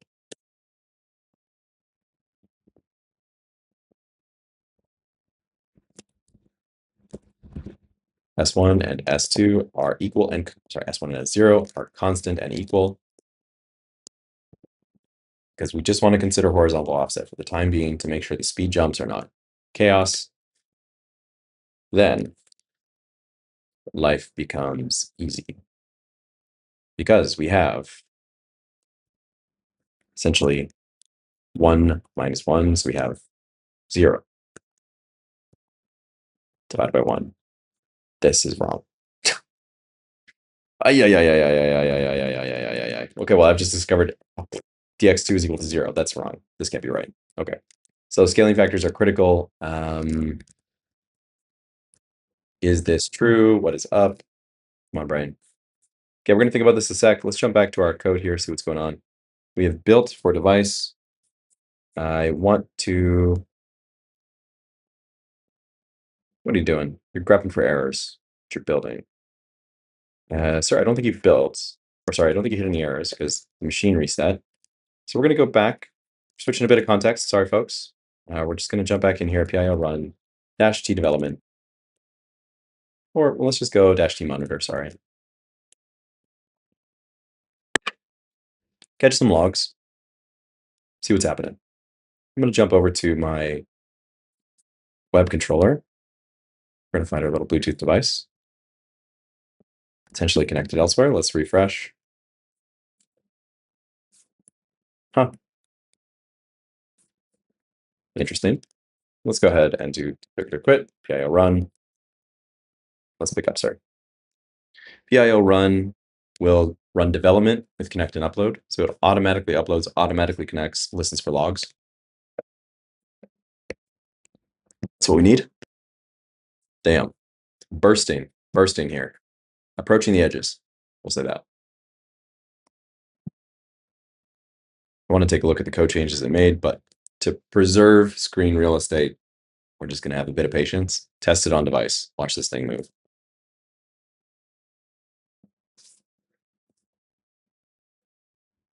Okay. Timeline here. I have an hour and a half. I very much want to have stable pattern delivery on the OSSM. So I want specifically for you to be able to download my dev branch if you're a developer and run some patterns which are hard coded. I do not think today I'll be able to deliver a polished version of the drawing tool, not for MVP, but anyone who's technically minded will be able to test by end of day. That's the objective. Let's go ahead and try again to connect to our OSSM. Hello, there you are, sir. And we're going to set this launches stroke engine. We're going to set speed to 10% to maintain consistency. There we are. We're going to set our pattern to test pattern, which is read from the registry. This will be using, it's wrapping around, hello. But I see some strange behavior. So we're going to take a look at that. I wonder what's up. Okay, let's take a look. Let's grab this.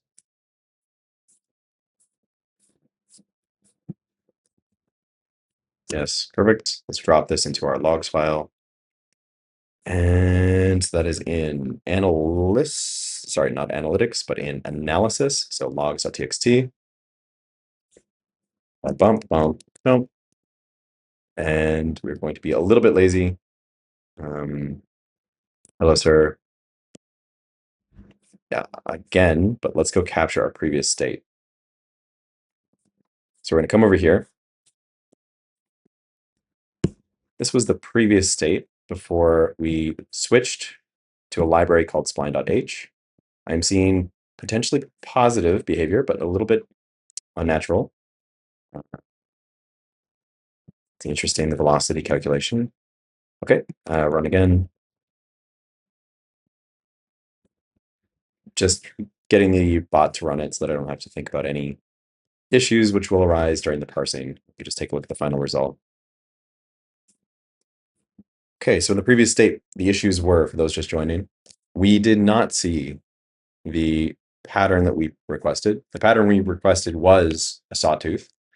These are computation values. So we theorized that our Hermite calculation was not correct. That was the truth. That was correct. It was failing because I had hard coded that the slope entering and exiting 0.0 and 0.1 were 0, 0, which it maintained. Therefore, our calculation was wrong. No issue. I went to go find to confirm the calculation for interpolating values of a cubic spline. I did not find a beautiful thing that I could, rest my laurels on, but I did find spline.h. So we asked a little AI to rewrite my code in spline.h, which is a trusted library for interpolating in these contexts the value of a spline at points. Yeah. Okay, you reran it. Let's check it out. Let's compress. Drive me crazy here. Yeah, interesting. What is going on? What's going on? Is this strictly because I forced it to be C2 continuous? Must be the case. Yeah. Interesting, fella. All right. Sawtooth was the request. Did we get Sawtooth? No. Huh. I am very disappointed in this speed curve. What is happening? This seems incorrect. All right, but I am not disappointed in the general structure of what I'm seeing. Just think that the fact that we forced C2 continuity is interesting. The fact that the floor What is the floor value here? The floor of the velocity is 100 millimeters per second. I mean, can we confirm? Sir, let's go check. This dang dude, spline point. Sure, spline sample. Okay. So we have evaluate, which returns a spline sample. I hate this mode. Let's go. We're just going to clear it. Name, duration, evaluate. Let's go take a look at our CPP and confirm the computation method. Evaluate at T is create a spline sample 000. What? When the size is less than. Okay, thank you.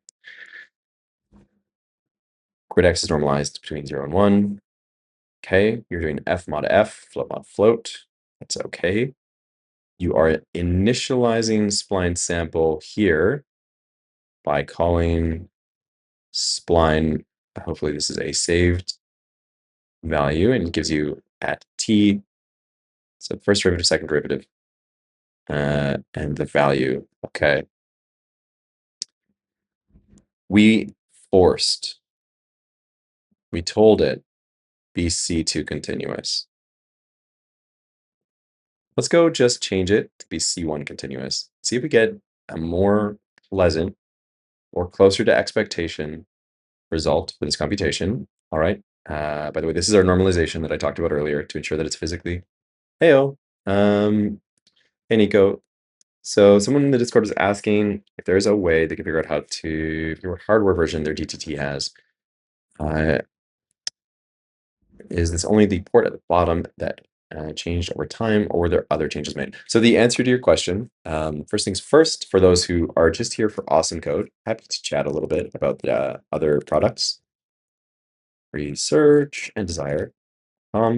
We have this other product, thank you, Nico, for asking about it, called the Deep Throat Trainer, which is an infrared distance detector above an arbitrary dildo. You bring your own toy.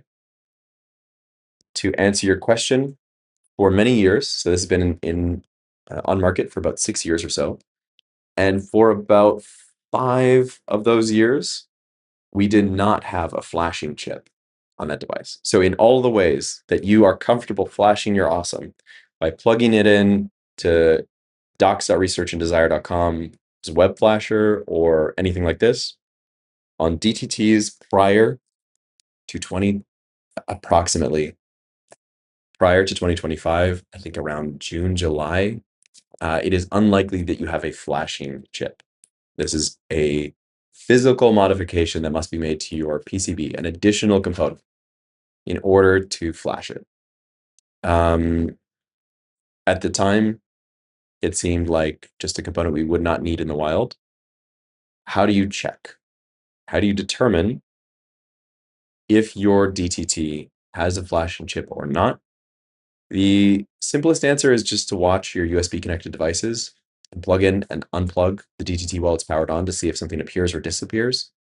If that isn't working for you, an option would be to visit the web flasher here, perhaps the one for the awesome, which is available at docs.researchanddesire.com.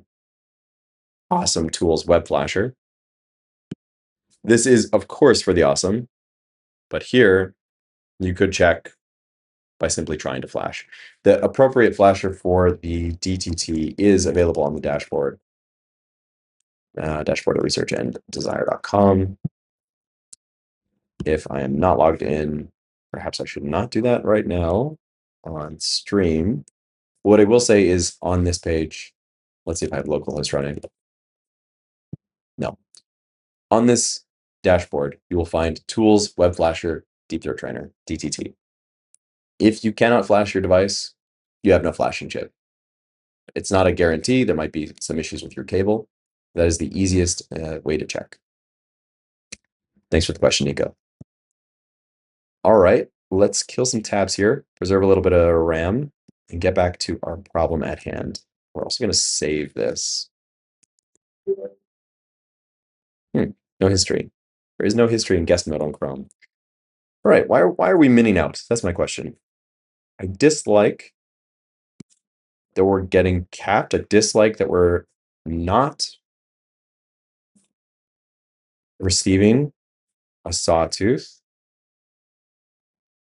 What is the condition when handle in is undefined? You are not looking at handle in, huh? That's interesting. Load from file right here, F open. You are reading through the buffer. You failed to allocate. Okay, sure. Uh-huh.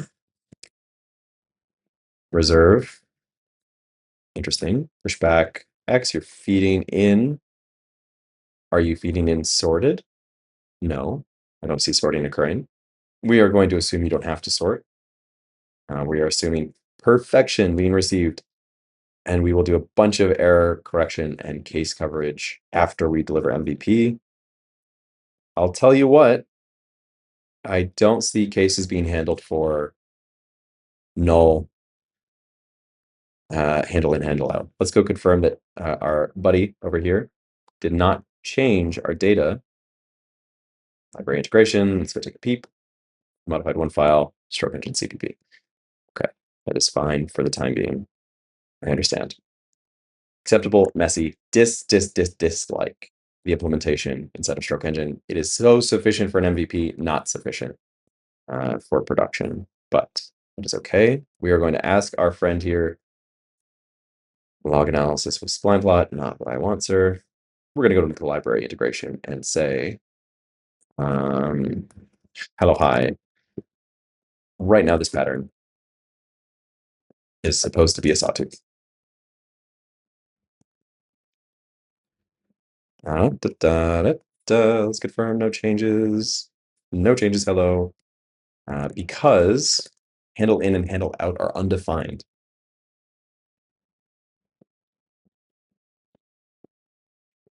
And this pattern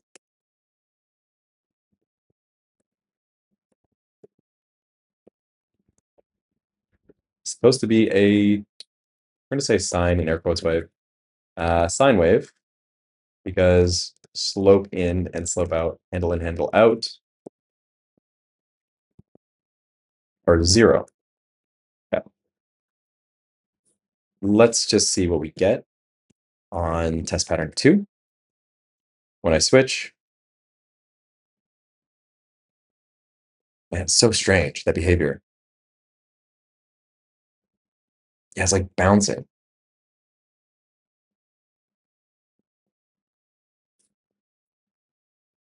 Uh-huh.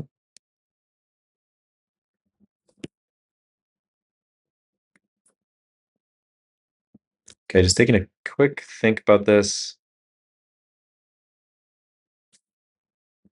However, the sawtooth,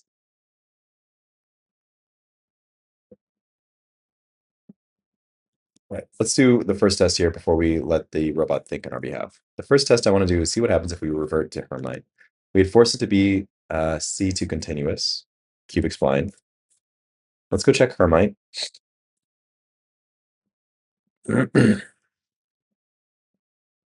Stroke engine, my apologies, wrong place. And I want to go into CPP. I am assuming we have defined spline here. Okay, great, cubic spline. And when we are calling it inside of, yeah, so pattern time t, are you not doing dot add? Huh. Are you not saving set point? Thank you. As CS line. Okay. This is what I'm seeking. Ah, you've set a boundary. What are you doing with a boundary, my friend? Second derivative, set boundary. Modify the boundary conditions. It must be set before. It's good. Peep the docs. No, thank you. Spline.h. Not what I want, but let's go confirm this doesn't have more stars. In fact, it is the identical value. Okay, let's go read their doc again. Gosh, where is their website? Branch of T does not work. So I have to go find their website with their paper or publication or whatever you'd like to call it. Thank you. Here it is. Set boundary. Left right boundary conditions set be the constructor. The periodic boundary conditions are currently not implemented. Chill.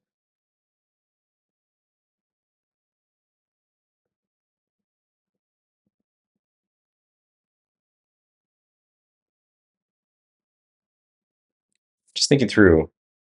Okay, so we currently don't have periodic boundary conditions, but we require periodic boundary conditions. Huh.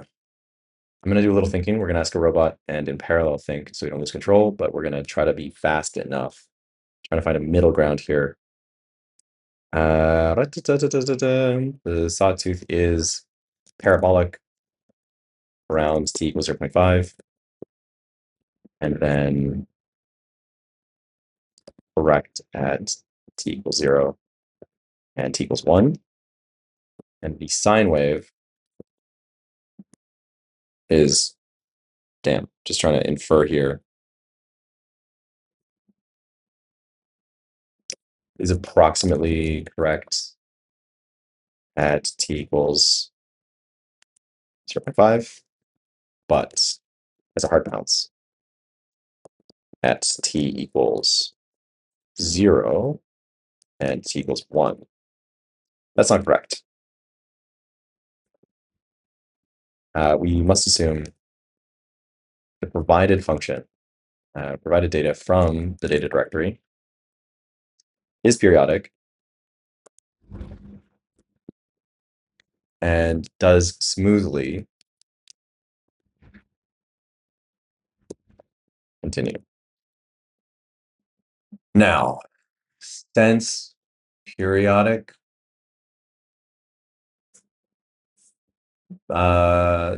methods are not delivered inside of this library, a hack that I'm tempted to do is the following. I am tempted to add 2 points from the start to the end. So if I'm delivered 2 points or a size 2 array, then I will reappend those 2 points and I will evaluate n+1 points. Ugh, is this messy? Yes, it is messy. So I have a solution that I think will work, that will guarantee I have smooth continuity between all these points, but we're going to let the AI do some bullshit and see if it comes up with a different solution. We're going to think in parallel, but I have a solution that I like. I would assume the data provided from the data file event directory in fs and little fs. Fs is periodic and smoothly continuous when wrapping from 0 to 1. A potential solution for you to consider. This is memory intensive version of the exact same thing I just said, but that's fine, is to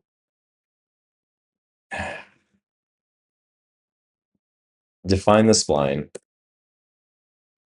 between, this is too heavy, -1 to 2, way too heavy, too many points are going to be added, but we can tune this later, but only to evaluate between values in 0 to 1. This ensures the library can periodically or smoothly, where we assume t or the function at 0 is equal to the function at 1. We assume the position velocity acceleration at 0 is equal to that at 1.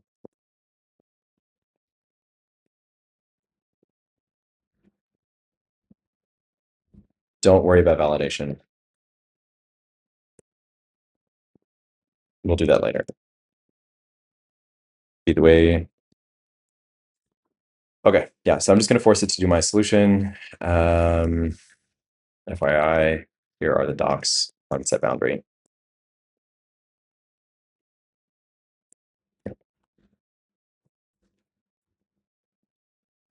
And because I don't like this bot, you know what? Fuck it. We'll trust, we'll trust, we'll trust, we'll let it go.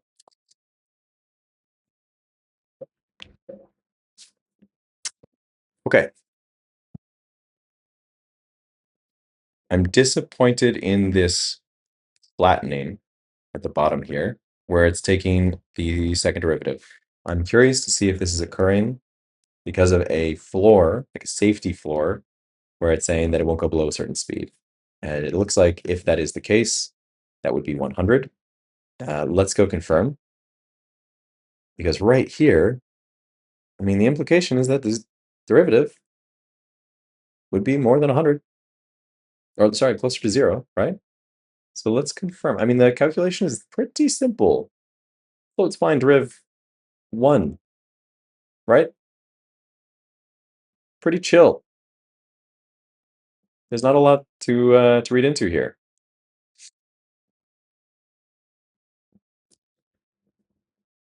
Hmm.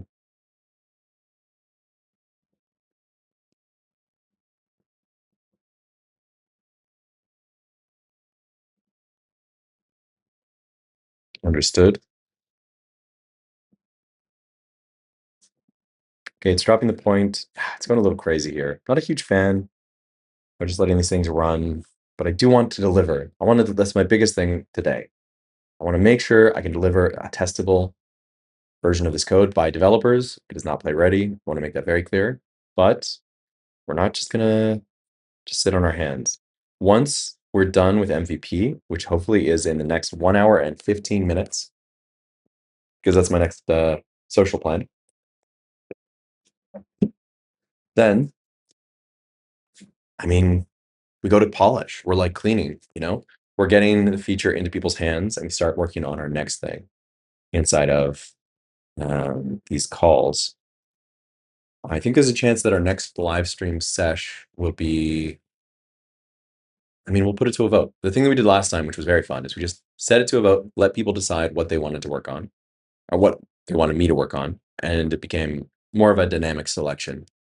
Once this is launched, polished, in operation, and you can play with it, hell yeah. We're just gonna like release it to y'all. There's a chance we might do a couple calls in between to just clean things up, but let's see what's going on here. You may attempt to build. Go for it. Go for it, my friend. See what's going on here. I do want the data though, so don't keep it. Okay, let's stop you. PIO run T monitor. Thank you so much. Yes, I'll hide you. Let's get you full screen so our friends can see all the data. We're going to pop over here. We're going to connect classic pair.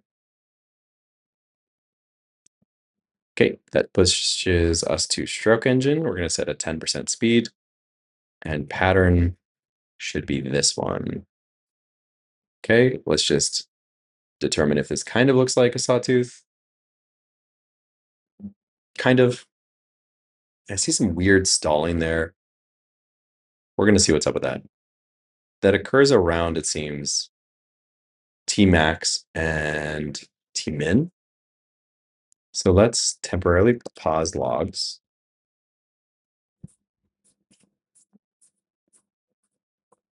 Copy this out. Dun, dun, dun. Dun, dun, dun, dun, dun. Okay, LFG. So into analysis logs, paste. Let's go and let's just get a run command from this guy. It'll be Python plot spline something. I just don't know what he's changed the run command to. My friend, what did you run? Sure.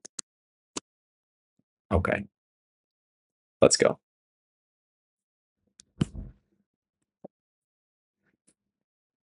Okay. Plot updated. Let's take a peep. This is supposed to be a So the expectation is again that this is a sawtooth, and it is supposed to be computed, right? Why am I still disappointed that it's so curved? like so rounded. All right, we also have this issue. It drives me crazy that somewhere near the peak of this, the velocity gets held constant at 100. That is crazy to me. What is up with that? That implies to me that we're out of range, like that our speed calc is out of range. Or is our derivative incorrect? It's very interesting. Okay. So first off, wrong. Like simply put, wrong. We should have, I believed we changed to Hermite. Let's go check. If we didn't, let's try.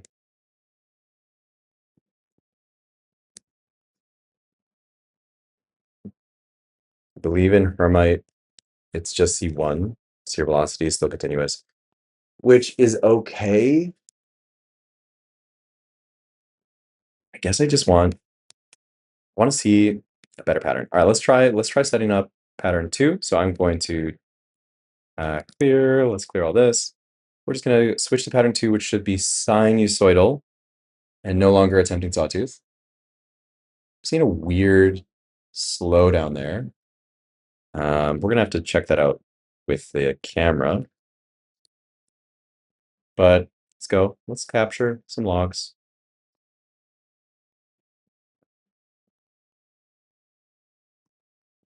Okay.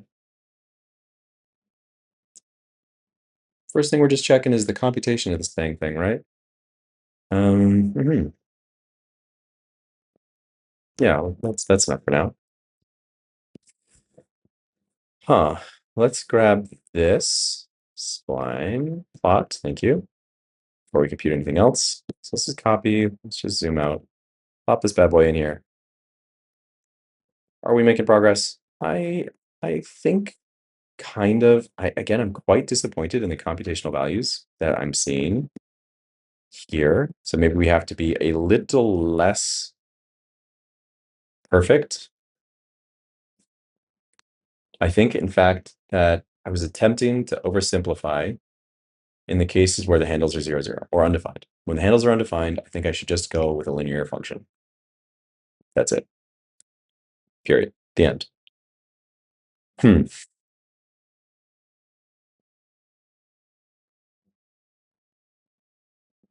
Yeah, just thinking through a couple things. All right, let's run through this. Let's pitch this over, pass some data in.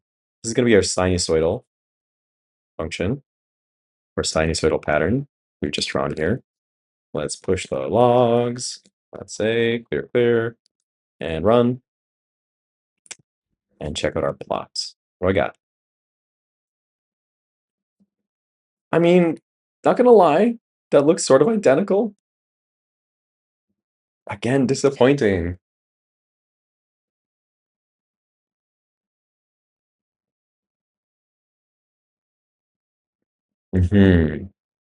So first things first, deleting the n-1 point is wrong. Yeah. So I will state to this robot that that is not correct. And we're actually just going to go in ourselves. Screw the robot. Let's just fix it. Robot ain't helping. Robot did some of the work. Got us over to the right library. Now you're telling me I got some issues. That's fine. Let's revert. Not this, thank you. Okay, I don't trust you. Please revert. Undo. Thank you. Yeah, confirm. Undo. You don't want. Do not want. So here, read the file, parse the file, get size is less than 2, not enough data for a periodic spline. Are you still doing your periodic work? Let's confirm that it is only adding the data in the range 0 to 1, and it is not attempting. Consider segment back, back, front, front. What is up?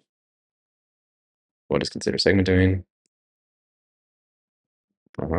Consider segment.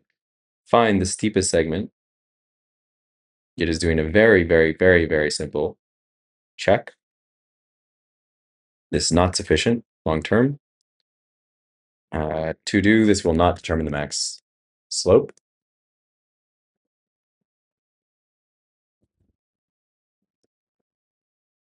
We should, in fact, for each segment, use the second derivative provided by this library to get that max slope and determine our scaling factor, temporarily not worrying about it. Okay. Must use the second derivative.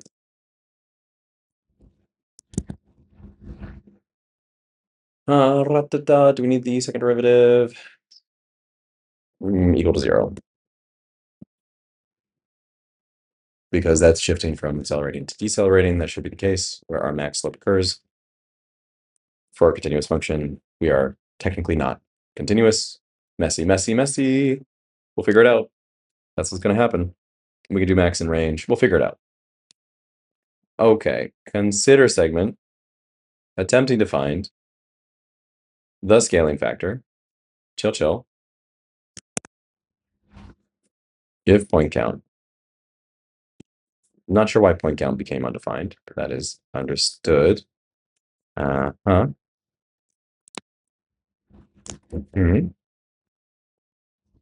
Okay, set points CS spline. We're going to make the attempt to go Hermite, CS spline, Hermite, and change literally nothing else. I am interested that point count is stating it's undefined, so we're going to go confirm that it's not just like wrong.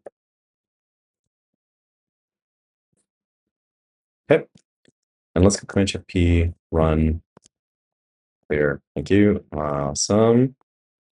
Clear PIO run. Let's do it. Okay, objective here, switching to Hermite based on this. Let's find us. Will give us, it'll switch us from being C2 continuous to C1 continuous, meaning that our velocity can have steps and jumps. We have also, hopefully, removed the incomplete periodic work. So I want to see where set boundary is at. Set boundary is bad, not good. Let's check. Okay, set boundary left value. And when you say left, BD type, talk to me. What is BD type? First derivative, second derivative, not a not. I am interested in what you're doing. What is going on? BD type. Okay. So we set first derivative is this, second derivative is this. Not a not is that. Understood. Okay. So we can set multiple boundaries, it seems to be. And we set the value of these boundaries here. So we can determine the appropriate acceleration, speed, etc. for these boundaries. Happy. First things first, let's just go see what's up. We're gonna run this bad boy. We're gonna connect. Oops, just saw it. Took a second. Pair. Perfect. Jump us to 10%. Mr. Scotty. All right, send me over to test pattern. This should be no longer C2 continuous. I am seeing behavior I dislike immediately. Certainly not sinusoidal. Sorry, certainly not what I want. Could potentially, we're going to switch to the sinusoid. So we're going to have to remember that we've done that. And let's capture both. We're just going to capture both in the same plots, and we'll infer when the switch occurred.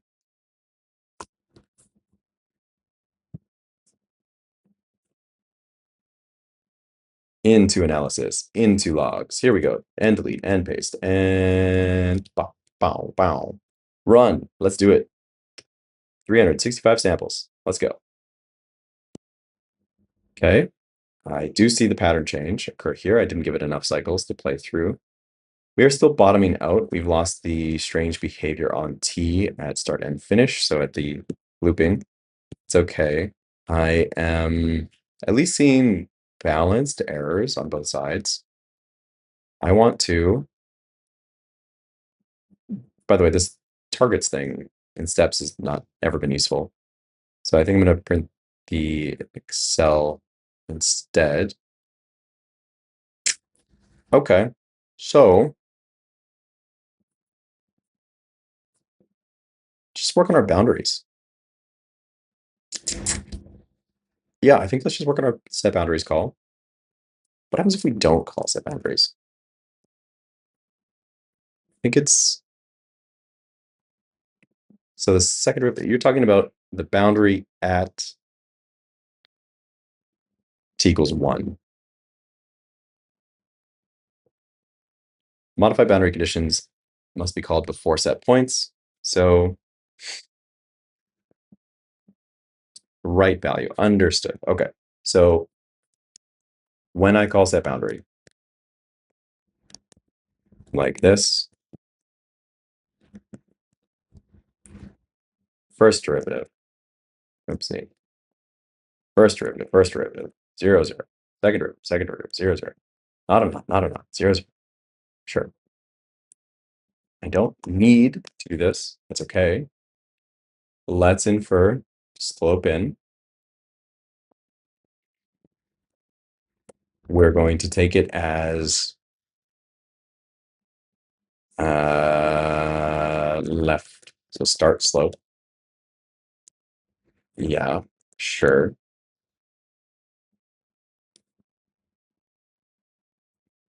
Smooth and continuous in C1.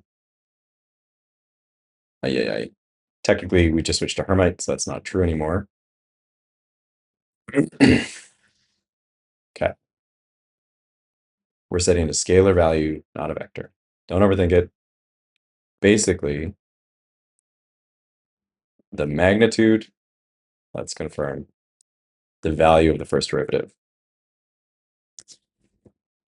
is the slope evaluation. We will make the assumption that it is equal to the slope of the handle.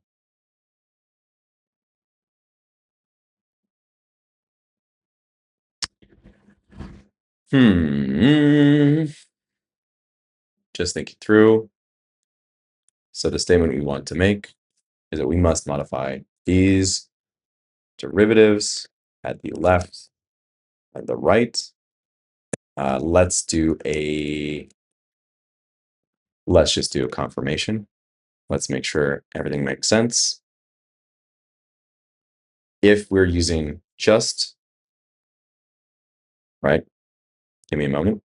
If we're using the sawtooth pattern, the value here is that the slope is non-zero, it is 1.0f. Okay? 0.5 if you like, but 1.0f for now. We are then assuming that is the left point, slope right then, because it is considered to be discontinuous. Tough, man. Okay, so what should we consider the slope here to be? I mean, we are not describing a continuous function, so we're going to state 1.0. That is wrong.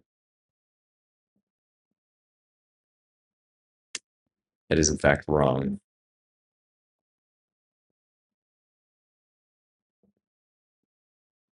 Okay. And I mean, the second derivative is instantaneous. Yeah, not great. Okay, huh.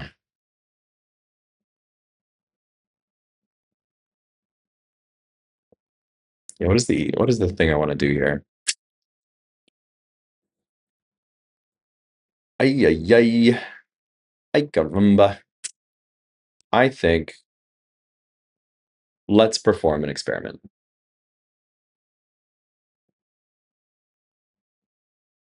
If our acceleration is very high, our velocity at that point should be very high. It is interesting that it's zero, not zeroing, like not going down to the bottom. A little confusing, to be totally frank. Resulting in these weird behaviors right here. What am I thinking? What am I thinking we should do? So this is like certainly not consistently 100. I am quite confused by that. Unless it's a float thing. Yeah, it could be a precision thing. So what would be appropriate? If we believe it to be a precision issue, because I'm using 0 to 1, we could switch just to double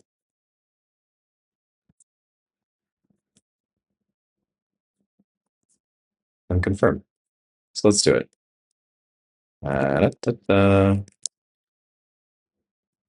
There is a chance that's all that is. Let's resolve one problem at a time. Double coming in. Are you defaulting to double? All right, let's go. Okay, F mod. And I want to confirm. Dumb question. Double is longer, correct? Should be the case. Let's go do our dumb check. Always good to do a dumb check. Double versus float.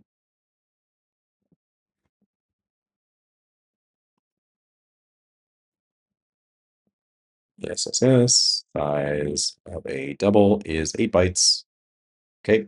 If we're making the assumption that the flattening of the second derivative is caused by float precision, we will attempt to resolve it with the double. I believe that will be the case. I think there is a chance it is another thing. We're going to find out. First things first, let's go back. We have some protections on device. Depends when that log is getting printed. If the log is getting printed in the wrong time, then sure, potentially. Okay, let's find any issues. Where is spline sample being used? Let's go fix everything. Okay. And let's go find evaluate dot evaluate here. Hello, perf. Auto sample double, great. Double. And velocity scaled. My curiosity is, when are you printing? Are you printing after we have a safety check for velocity? Okay.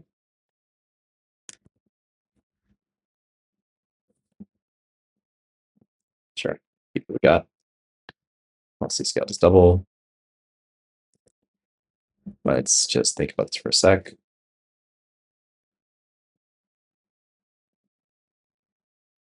So these are now double. Are we going to care?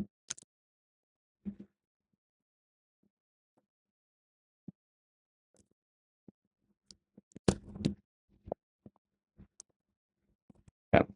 Temporarily, we're going to assume 3F. It's fine. Oh, shit. Is that actually just it right there? Let's go to 6. Ah, wait. These are integer values. No? Whatever. Let's go to 6. Right, yeah. Okay. 6.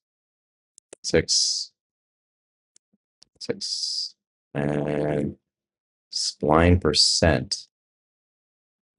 No problem. Just go 6. And target is int. Okay. Oh, yeah, don't worry. Spuppet. There's so many dumb things I look up every single day where it's just like, I just gotta confirm, Just gotta make sure I'm not crazy. There's too much to remember in life. That's why the internet exists, to remember things for you. I think what's the dumbest thing I've Googled today? I don't know. But I will be honest when I am Googling dumb things. I'll let you know. It is totally natural and appropriate and expected to occasionally Google very, very dumb things. Because if we get our basics wrong, I mean, everything else hinges on it, right? So good to validate. Just to confirm, the choices that we've made now, the changes that we've made to attempt to see if we could resolve this flattening issue at the bottom of the velocity curve is we've checked to see if it's a precision error by increasing so changing from float to double to increase the amount of bytes per float that's included in this calculation. We've also changed the amount of decimals that we're printing per measurement. Again, an attempt to extract additional information just in case. I do not believe this value velocity is reported in decimal. However, this is strange. This is very strange and unexpected. So we're exploring right now. We're exploring. Also, velocity. Okay. Right here. Is this correct? So velocity. Is velocity clamped? Just checking. Velocity scale times stroke. Max min. So we have a clamp right here. Yes. Ay. Well, there's our clamp. Silly me. We do know that if we hit 0 on this, to be clear, technically the motor stops. But fuck it. We're gonna clear this. Can't believe I missed it. It is very unlikely to have been double/float precision. So are we gonna keep that change? Temporarily, yes. Let's go just confirm we've resolved this one issue, and then we have infinite more issues to address. The first of which being that perhaps we need to be thinking of a combination of linear and Hermite functions that are not just C2 continuous. Can we get down to C1 continuous? Or C0? Like, the device will do anything. Send any command you want. The problem is we want to make sure the device feels good. That's really what it is. C2 continuous is nice because we feel confident that we have control over whether or not it feels smooth on the body. Therefore, I'm not going to struggle too hard to try to get this sawtooth to come out. I'm just going to focus on making sure I have control. Hey, I see you. I don't know what you're doing.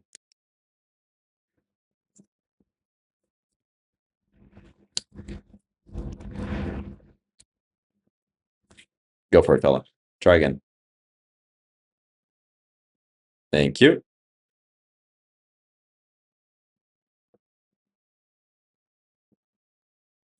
Okay.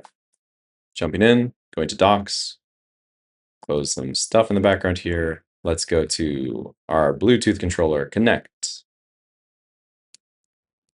All right.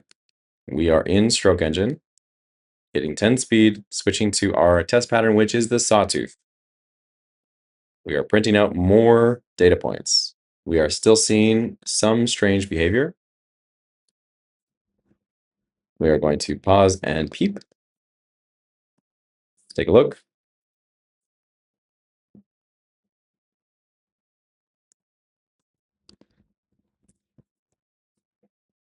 Let's drop.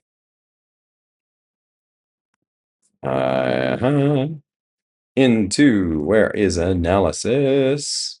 Into logs. Let's kill nuke. Here we are. And 111. Boom. Run Python 3. Let's build a graph. Everyone's favorite. All right.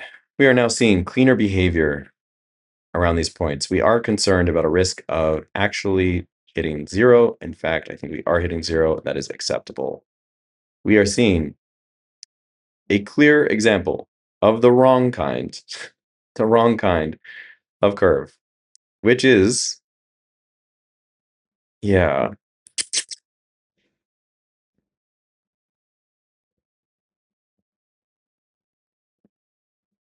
I think we're going to need a little bit of custom functionality to get closer to the sawtooth, which is driving me crazy because this is a clean, looks like a pretty clean sine wave. Granted, we're getting velocity in, like it should be cosine, but it doesn't include the negative when we're going in the opposite direction. Acceptable for now, but let's try a little bit harder to approach our sawtooth. Now, the thing that I would want to do in order to approach the sawtooth We really just want the slope to be a large value, which is far away from the point, so that it is essentially doing these smooth curves, but is pushing quite hard to try to achieve them. All right, so we are here. We're just going to keep a log of our like graph progression. Technically, I should keep notes, but at the same time, I'm also recording this in 4K 60, so that's notes, right? That counts. All right, we're getting a little happier. Obviously, if I were to switch to pattern 2, which is a sine wave, we are, I mean, literally seeing the same function with the same strange behavior near the edges where the velocity is slow, right? Here, where it's like it gets stuck a little bit. That is absolutely an issue with like a min velocity set or something. This is my theory. We'll get to that. We will inspect.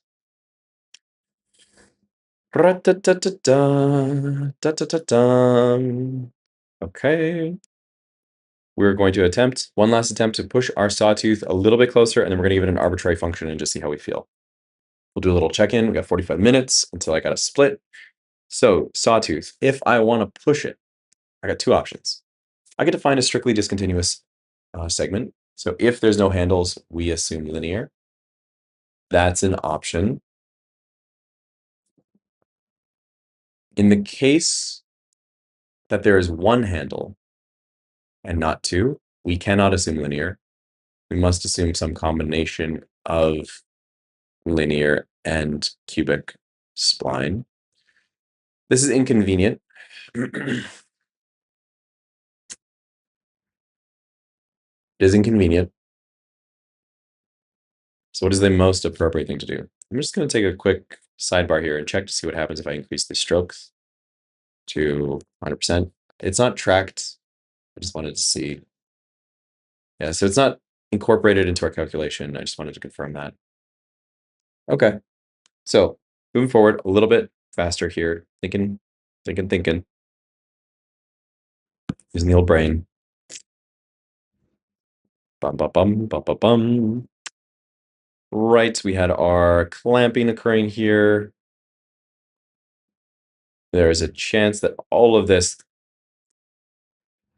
clamping and Fmin, Fmax, all this is just causing us a bit of headaches. This needs a clean with good unit testing. The fact that it's doubly nested well loops, please don't look twice. Doubly nested well loops right here is insane. But again, we followed my rule and we asked the robot to implement the feature I've requested. We didn't really specify exactly how. We did ask it to type faster. It did type faster. That is true. Okay, f mod f, timescale current spline time plus equals f mod f. Yeah, why would you possibly do that? That seems insane, my dude. Okay, no worries. Just gonna move forward. How much is not correct? It does look like an interesting pattern. Well, thank you. I mean, it's getting close. It's getting close to being useful, potentially playable. The thing is that I want control. That's my biggest request right now. I can't control it. I don't like it. Right there. What's that? That is almost certainly the speed getting so close to zero. What if the acceleration is also getting set? We are setting the acceleration. I'm going to make the assumption right now that these clamps are causing the issue. We're just gonna attempt. I'm just gonna say, so the minimum between this and that, and I'm gonna set our acceleration to 0. Let's just see if that gets rid of this weird behavior. It's my current theory. I'm not a fan of these clamps. They are, however, required. I'm also not a fan of how it is currently stepping through time, which is just by adding a time step, because then it's not actually recreating or reproducing things in a way that you would expect. It doesn't align with your expectations. It is adding 0.01 seconds per loop. Cool, that's not how time works. Sorry, that's not how these free RTOs tasks work. They have a certain number of ticks per second that they attempt to receive. They cannot guarantee anything. They must share priority with other concurrent tasks. And so the number of ticks between each cycle of the loop will not be any guaranteeable number. It will be some approximate number. We are just, for the purposes of testing, pretending that every time the while loop is called, it is 0.01 seconds between calls. Buddy, don't do that. What is causing that? It's probably a current, just simply for some reason, not sure why, on my device, the current detection isn't getting triggered. Man. So like during homing, it should trigger when it sees too high of a resistance to say, hey, my man, you hit a hard stop. Not happening. Not sure why. I'm gonna push it a little, try to get a little more action out of it. Come on, hard stop. Too much current. No. Hey. Huh. Let's try to get that sooner, perhaps.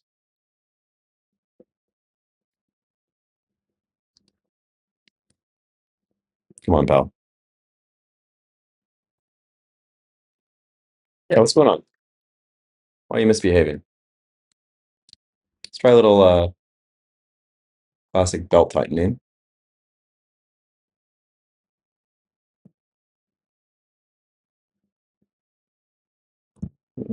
Yeah, potentially that was the issue. Let's go ahead, refresh.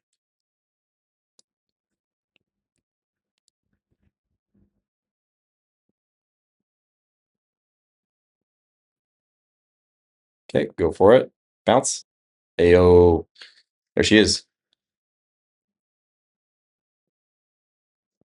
Okay, let's go. So back to Bluetooth.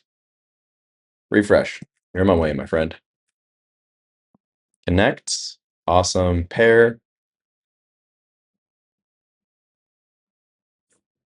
Speed 10%.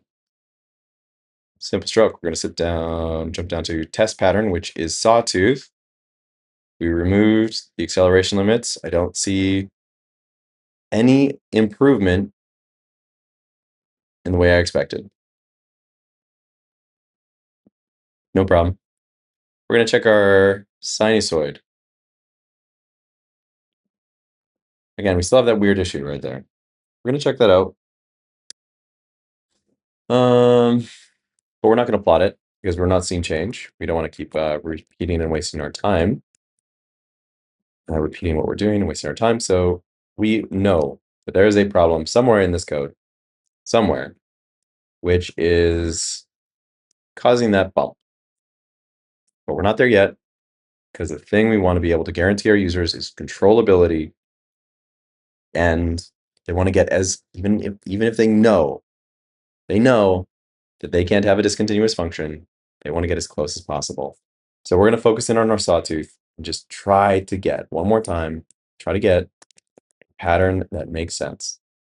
Now, we have to think a little bit of, so did we land on the Hermite? Let's check for Hermite. We did choose Hermite, which is not C2 continuous, it's C1 continuous, which I believe we're okay with.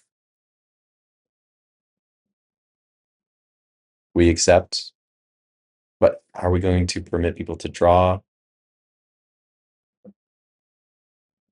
C2 discontinuous? Okay, let's go ahead and talk about the case where the handles are 0, 0, or undefined.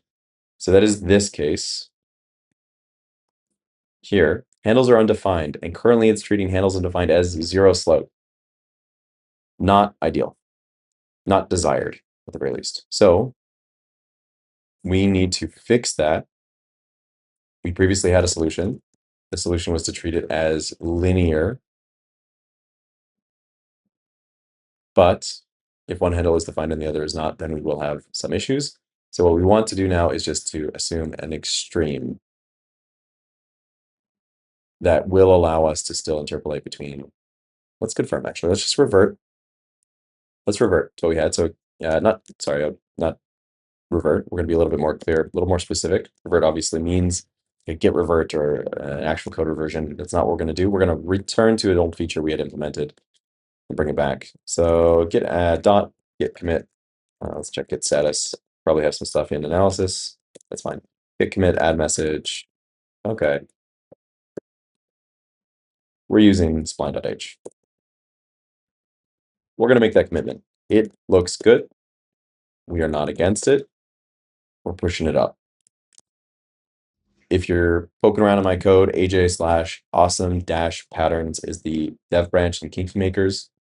You're welcome to go poke around. It is still pre-polish, very much MVP quality, so don't get too mad at me. Boundary conditions. We dislike setting these boundaries. I wonder. I want one last test here. If we just nuke the boundaries, what would change? Well, I'll say this.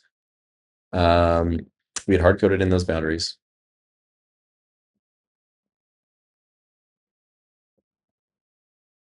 Can we state that the velocity is always 0 at the boundaries? No. No, we cannot, but we are temporarily not going to set the boundaries. We're going to assume, which we know is false. We know that this library does not have a good solution in place for periodic behavior. It does not loop. It told us that in the docs. So by deleting the boundaries, I am just hoping that it's decent, but I'm assuming that it's just going to do like 0, 0, 0, 0 on all the boundary conditions. Buff. We're going to see what happens. Yep, that is almost definitely going to be an issue. Let's just take a note. To do set boundaries. Okay. For the time being, we need to cover the case where assuming you're running this pattern through the advanced penetration mode, is there nothing in advanced penetration mode that's also clamping speed? So right now, advanced penetration mode is not something that I have inside of my code base that I'm aware of. I do not. I believe advanced penetration is something from alternate firmware, which we love and support, but don't officially, at the moment, dedicate dev time to. Can you check which firmware you're referring to or where that's coming from? And just to read the message, because I don't have it on screen, the statement was, yeah, perhaps I did just read it actually, but again, assuming we're running this pattern through advanced penetration mode, is there nothing in AP that's also clamping the speed? Well, I will also respond by stating that we don't actually see speed clamping anymore. We just see uncomfortable behavior. And right now, we still want to get this sine tooth to come out in a way that does minimum damage to our spline work. This is the challenge. We do want clean spline interpolation. And so if we want to do clean spline interpolation, we need to handle the case where the spline is the handle is undefined. These, by the way, are not good examples of max slope at segment. Okay. We're gonna have to take a look at that. Let's tell the robot what to do, because I know what I want it to do, and I want it to code faster than me. So let's go. Log analysis, close, close, close, close, close. Here's the thing, fella. In the case where handle in is not defined, we must treat it as a linear function, not necessarily a linear function, but a large relative linear value. What exactly do I mean? We're going to go back to the statement we had before. We're going to find our previous handling null values. Okay, is null.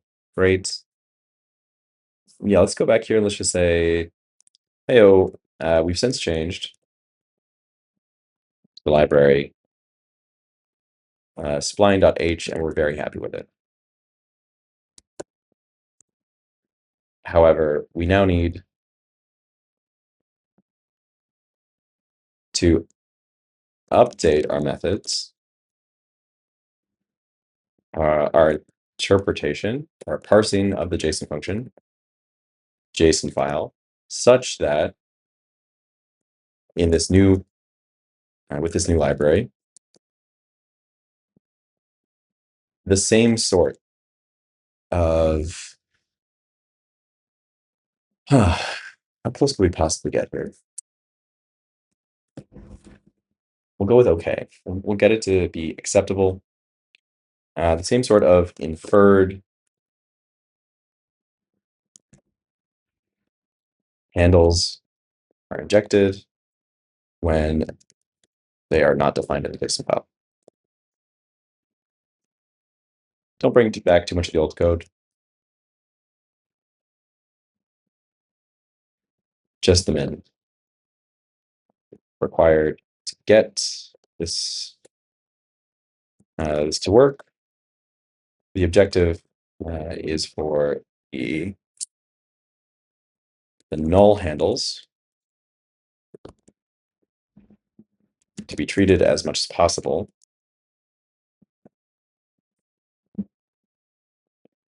to be a linear function exiting the point,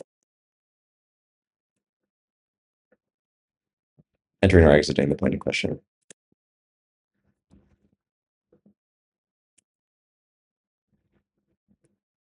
But still using the spline functionality, the spline.h library. The language here is a little bit messy, but I think that it's got sufficient information to populate what I want. Do a couple more checks here. Got about 30 minutes. So what's up next? Let's do a little thinking. We're gonna get this guy to work. I think even if I cannot get very clean sawtooth patterns, and again, obviously we can't get perfect, but good enough sawtooth patterns to be computed using this spline.h library, and the handles are undefined, then our fallback is to do a more discontinuous function. Okay. I do also know that I still have this speed issue to resolve, where if we assume the scaling factor is the same, our life is unclear. We messed up our calculation. So we can come back here for a moment and just try to think about this. Well, this is computing in the background and writing code. So let's think. In this context, when s is equal to 0, we assume that our offset of this function is equal to 0, and in the case where s is greater than 0 and less than 100% or 1, we assume this to be true. S, unfortunately, is speed, by mistake. Speed 1 is greater than 0, and speed 1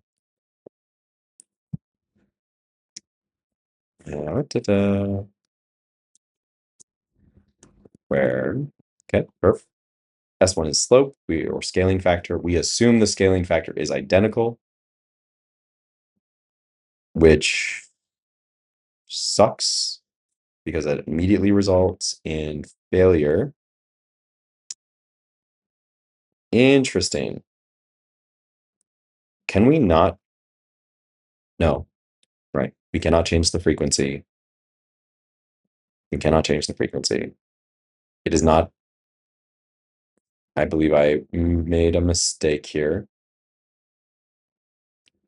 We are not exclusively seeking dx. We absolutely must determine the scaling factor. That is critical. Ay.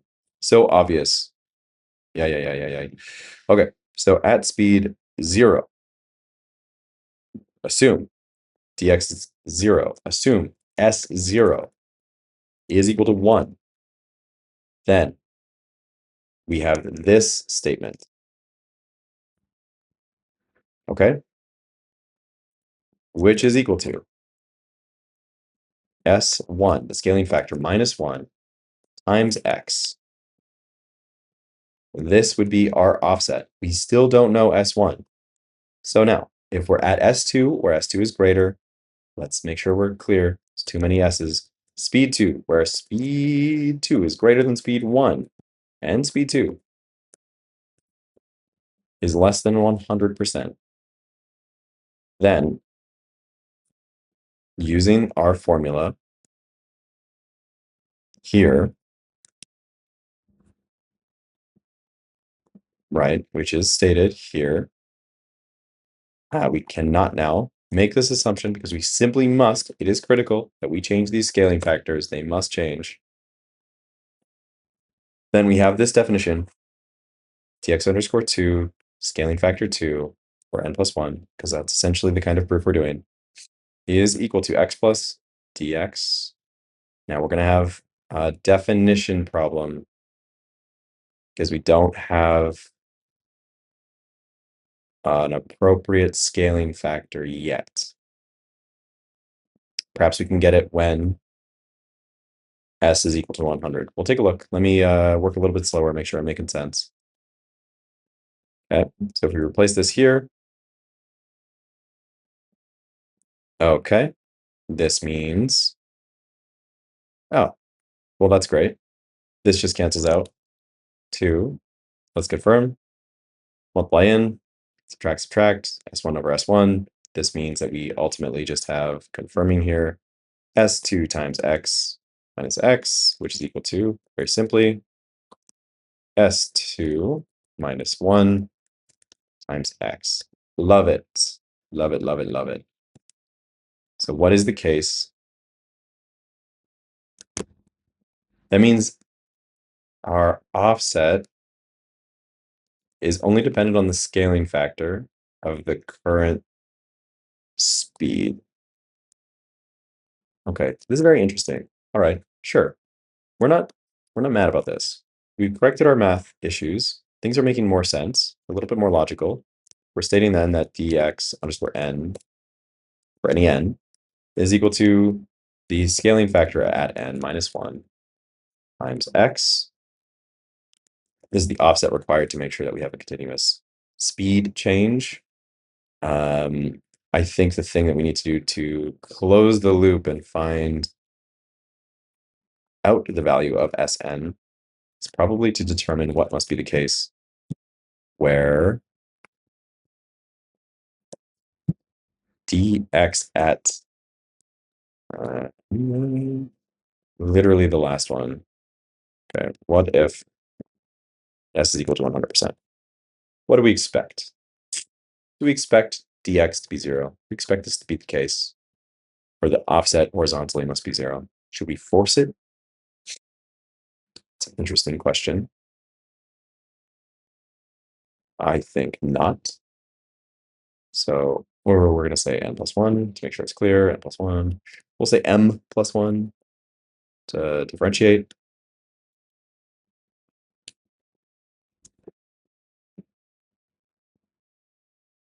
This is m plus 1.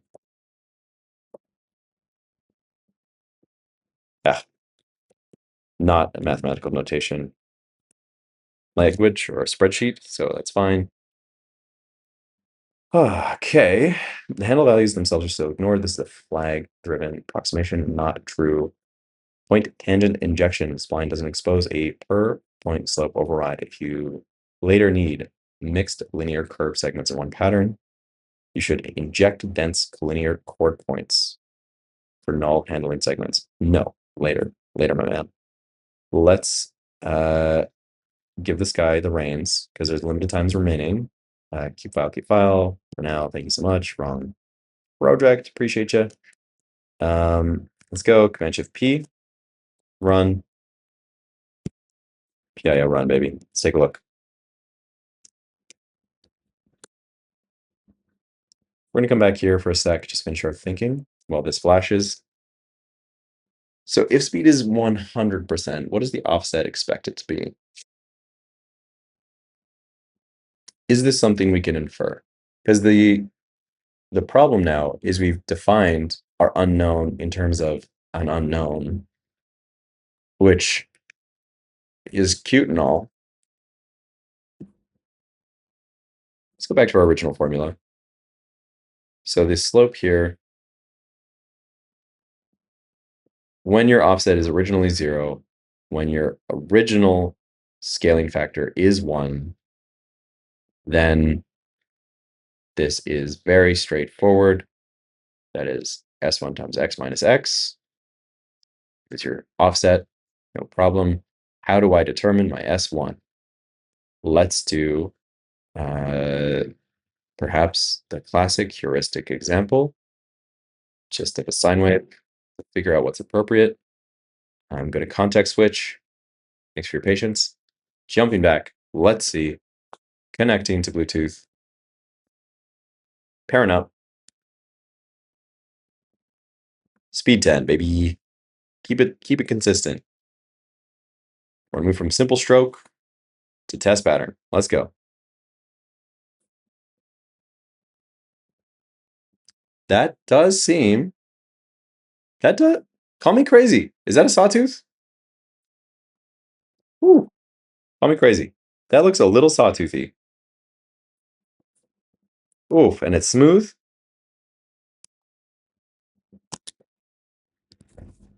Boy, oh boy. Would that not be so nice? Let's go take a peek. Into analysis, into logs, cut, paste, and okay. Python, let's run. Let's take a look. Baby, hello, hello, hello. Look at that sawtooth. Wonderful. It's doing its best approximation of a sawtooth. Again, this is not measured data, this is computed data, but hey, I'm happy with that. Let's go take a quick look at our sinusoidal test pattern. Very rapid jump there between calculations. We have this weird slowdown effect still, but I'm not mad, you guys. I'm not mad. We know that the slowdown is something to do with our set commands, like set speed, acceleration, velocity, but we are happy. Things are looking good. Very happy. Okay, switching back to test pattern, which is sawtooth. Jump, crazy jump, dislike. We'll have to work on that. But let's see in the last 20 minutes, we can fix this offset problem when changing speed. Just to demonstrate this problem in real life on our sawtooth, boom, the second I change speed, let's go drastic. Oh, now it's vibrating because it's probably getting to that weird pulsating state. Okay, can I get to very low speed? In fact, okay, there's an example.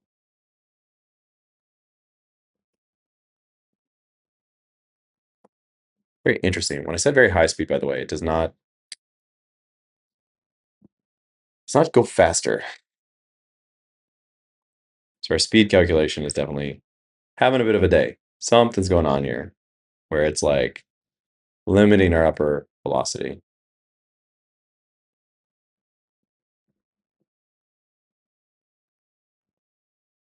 Okay, so here's what we're going to do. We are going to, again, be deterministic. Let's check what happens when we do. First off, we're going to save this work, copy.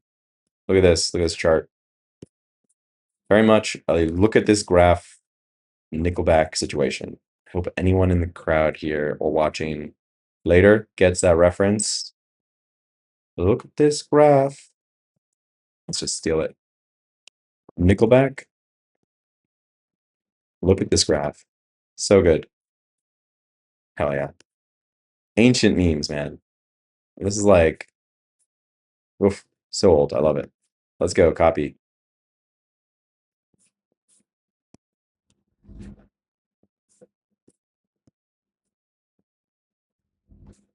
EBB.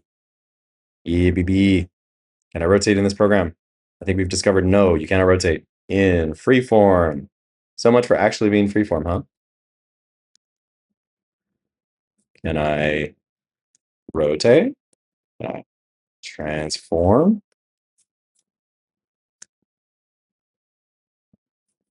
So fun. No, you can't rotate. But what I can do is just shrink it down for the vibes. Let's chill. Look at this graph. LFG. Okay. The function is computing. Happy, happy, happy. Let's make a change in speed while recording. So PIO run T monitor. Let's monitor this bad boy. We are printing logs. We are currently running 10 hertz. Let's change the speed to 30%, and we're looking for discontinuous behavior, and we will check to see if we captured it. I think there is a chance we did not capture a aggressive discontinuous behavior. We will see.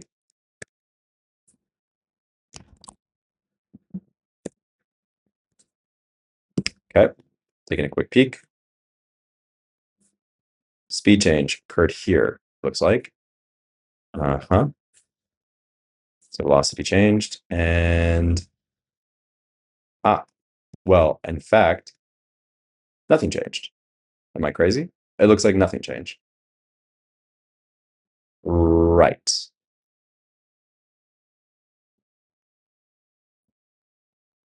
Huh. Okay, let's be a little less aggressive then. Let's start at 5%, which does appear to slow down the speed. There must be something here that's limiting our speed. Our calculation must be wrong. That's okay. And we're going to jump up to 20. Okay, let's go take a look at what happened there.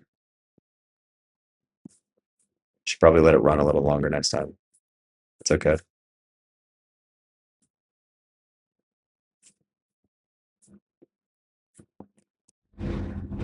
Okay, capture from here. Logs. Kill, paste. Let's go.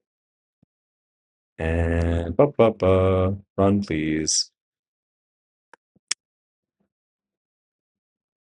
Okay. I don't see a speed change. Yeah, I don't see a speed change in my computation of time. I see the velocity change, but in my position time graph, we got no changes. That's crazy. Let's clear. What's up? Okay, one more time. Let's set something low, very low. 1% is too low. Where is that? 3%, still too low. 5%. Man, I'm expecting to see some slow progression. Looks accurate. It's correct from the logs. Okay, we're going to let it run. And then I'm going to jump up to, who knows? We're going to say 40%. Did I see a speed change? I don't know. We're going to find out.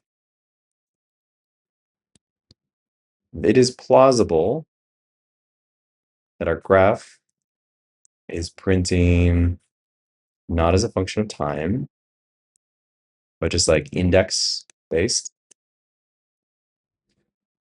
So if that's the case, we're just going to tell it to correct. Okay, so let's go ahead and do this. So I think that's the case. Dude, don't plot based on index, plot based on time.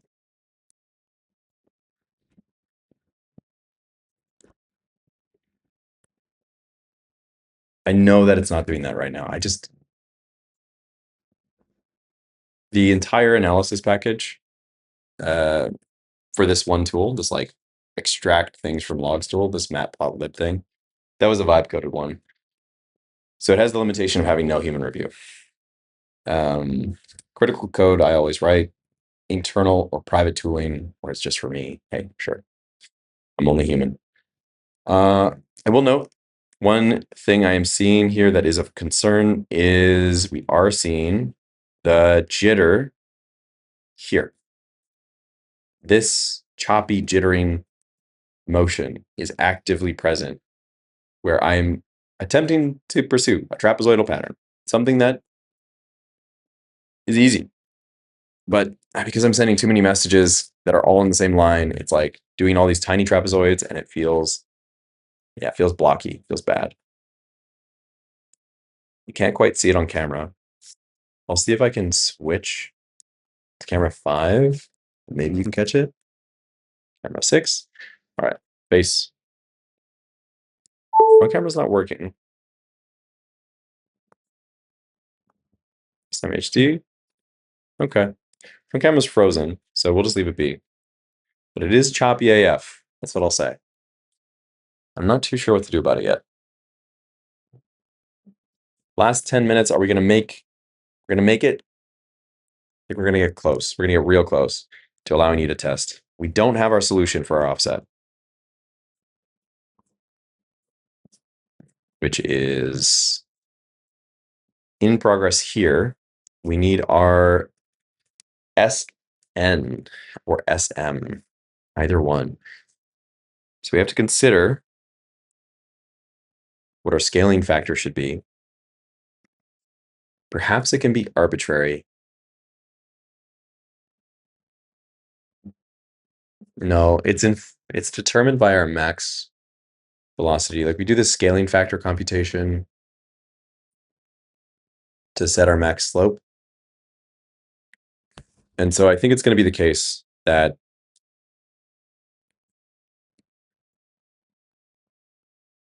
our scaling factor is going to be kind of an arbitrary function defined by speed. I think that's the case.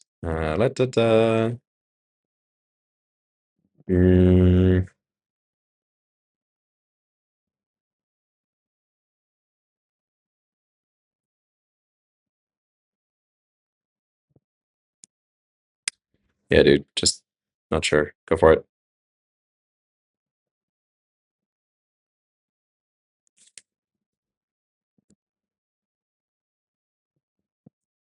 Go for it. Go crazy. Let's confirm what I'm thinking here. So our scaling factor, when speed is 100, we can infer the scaling factor because we know, right, because we compute it. Is that true? Do we compute our scaling factor?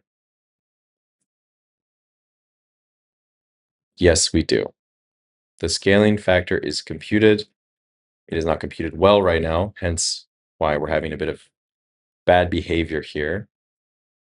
But inside of software, source, awesome stroke engine, right here, somewhere in here, we are scaling our time by speed. Where is my speed work? Max speed hertz.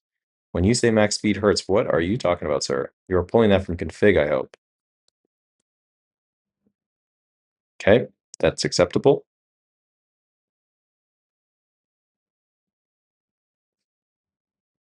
And your time step. So when I do evaluate current spline time, you are simply doing plus equals on the time here. You are not doing anything to scale this value by the active input speed.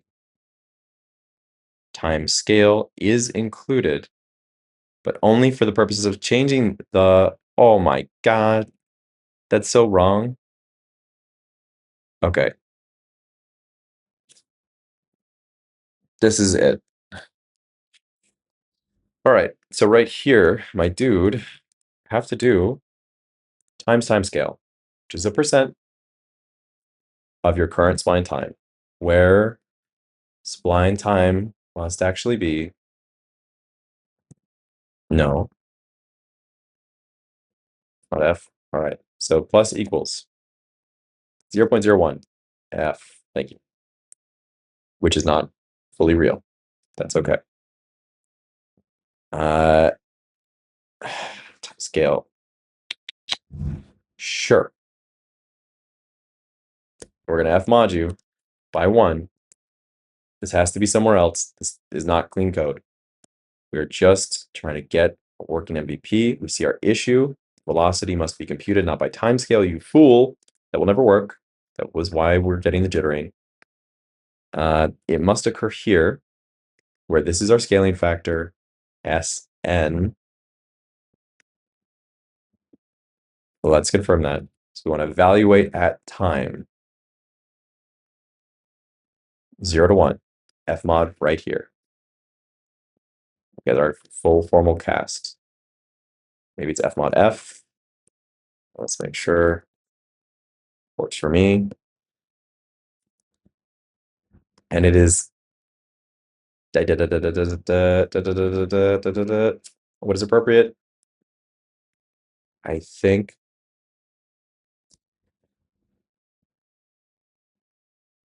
So if our timescale is. We have to do a little bit of thinking here on how we want this to work. Because we have our max speed. Let's go take a peep. Do I care what's going on here? Yes, I do want to see. Okay, kind of context switching a little too much, but I'm going to hang out for a little bit longer. I think I have a couple ideas here. Yeah, we certainly don't see a speed change. It's very, very, very clear why. So clear, because we're doing the wrong thing. Easy. Obvious. No problem. Let's go do the right thing. The wrong thing that we're doing is right in here. So in this section, when we're determining our scaling factor, let's find. So our max slope absolute, you are determining your total duration. Are you ever saving? My friend, are you ever saving?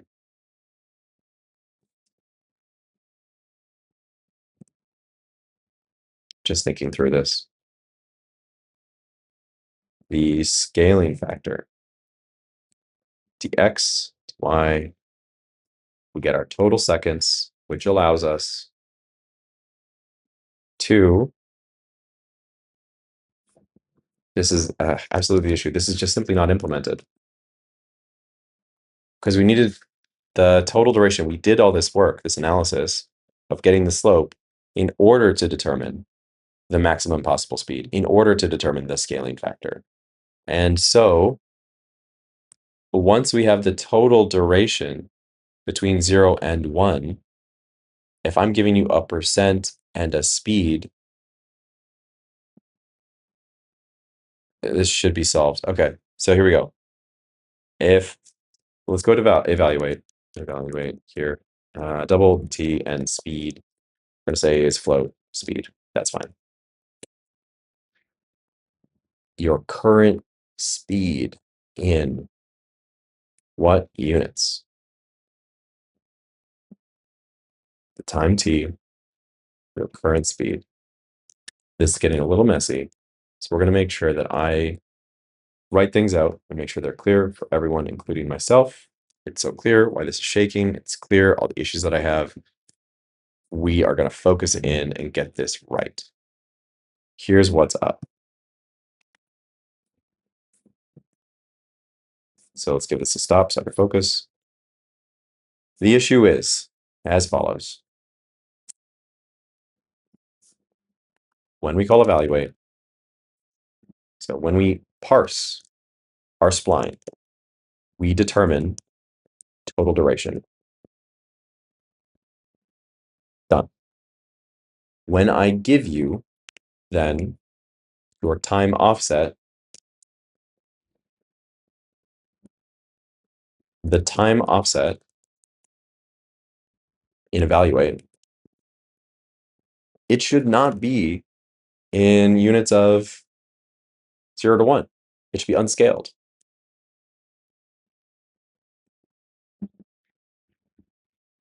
And then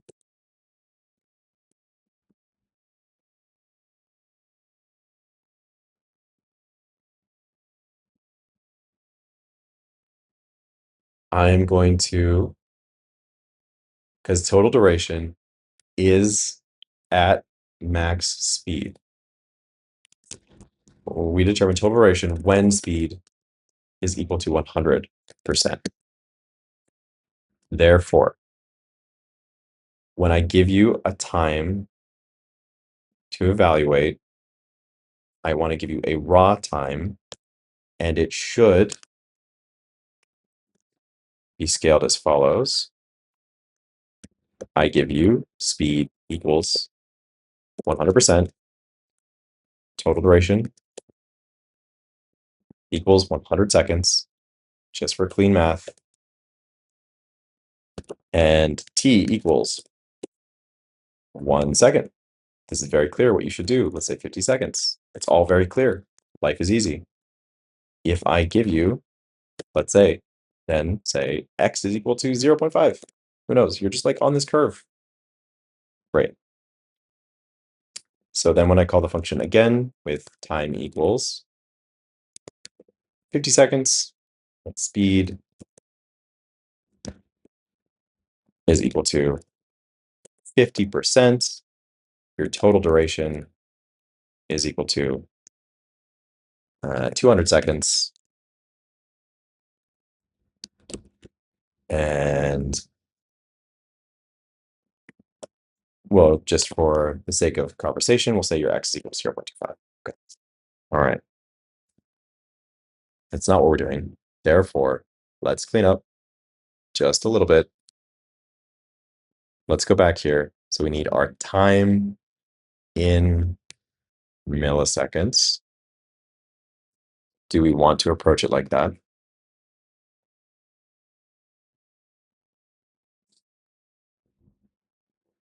Mhm.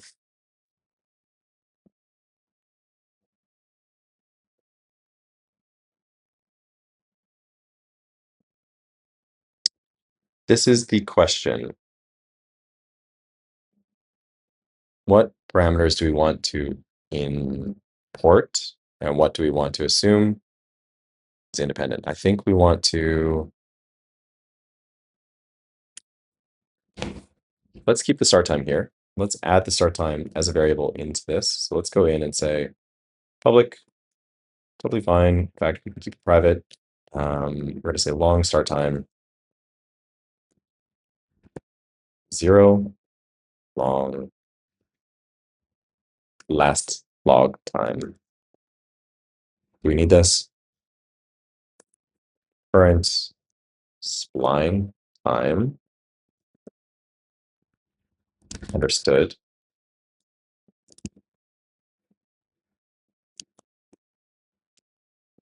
Time scale, I think, is something we can dynamically compute. So if I were to go into here, we now are getting closer to understanding the correct thing to do.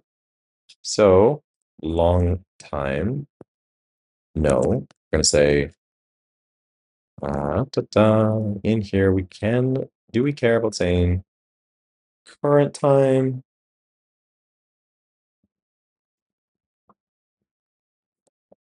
Long time delta, so go to 0, that's fine. Init, chill, chill, chill. And when we create, we are going to, where's our constructor? No constructor.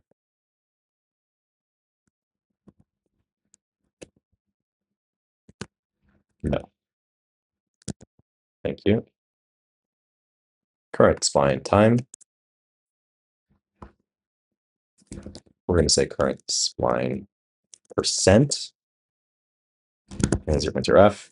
That's fine. We'll figure that out. Just rushing here to see if I can get a little bit of a conclusion to this little episode. But I see the issues. We're chasing them down. We're getting close. All right. So I want to pass in now the speed. That is the thing that I care about. So give me your, let's go T. We're going to rename it to speed for the time being. Oh, what do we want this as? Speed percent. Correct. And when I'm computing, to be clear, max speed millimeters per second is used exactly where? Play range millimeters provided as arguments. Okay, I understand. So we're going to say speed percent because we have our scaling factor. We are inferring that is stable, or assuming that it's stable. We will take it. We're going to clean this up. This is not right. Chill, chill. Inside here, we're going to rename this to speed percent, baby. Because that will be a value between 0 and 1 determined by the encoder knob. Great. So, the time value. Let's talk about it. So first off, nuke. This is crazy. The time.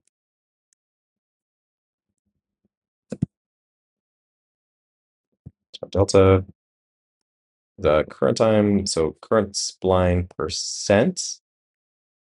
Delta. We really just care about last time.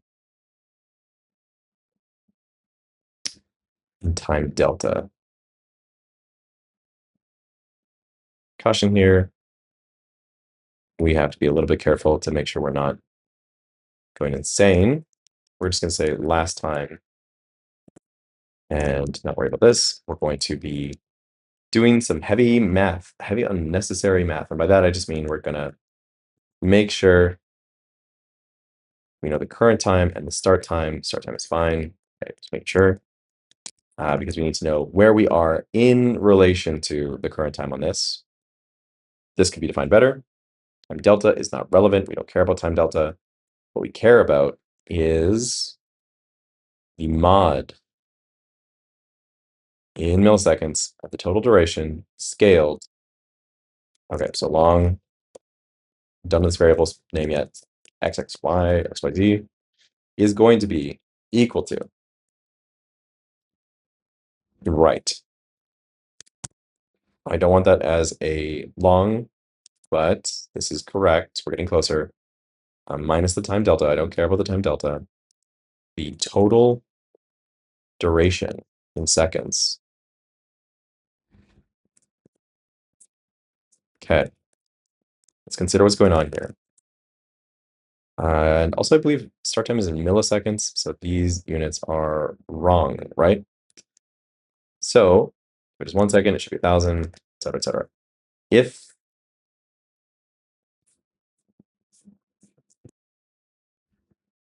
let's just do f mod f.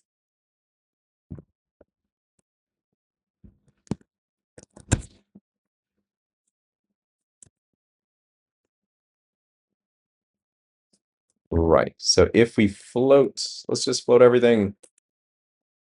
And let's float this guy.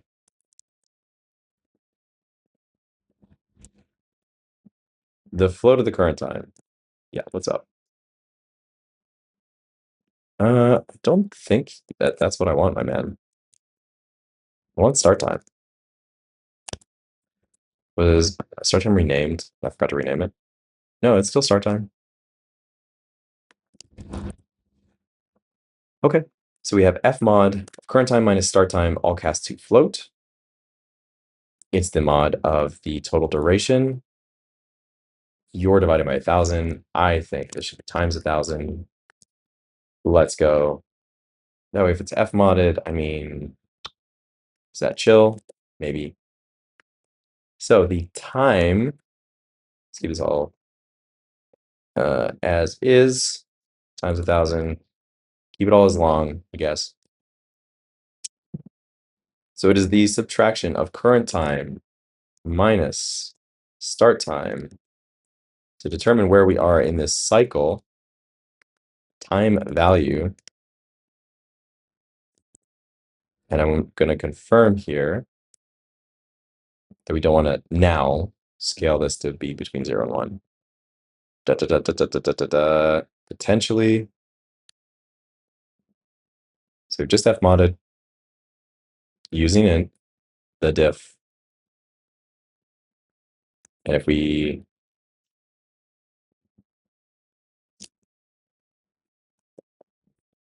time since start ms, so float t We can even go double if we think that's an issue. I don't think it is. Double T is equal to time since start. Okay, so this is now scaled by total duration. It assumes we are at 100% speed. So it is times speed percent.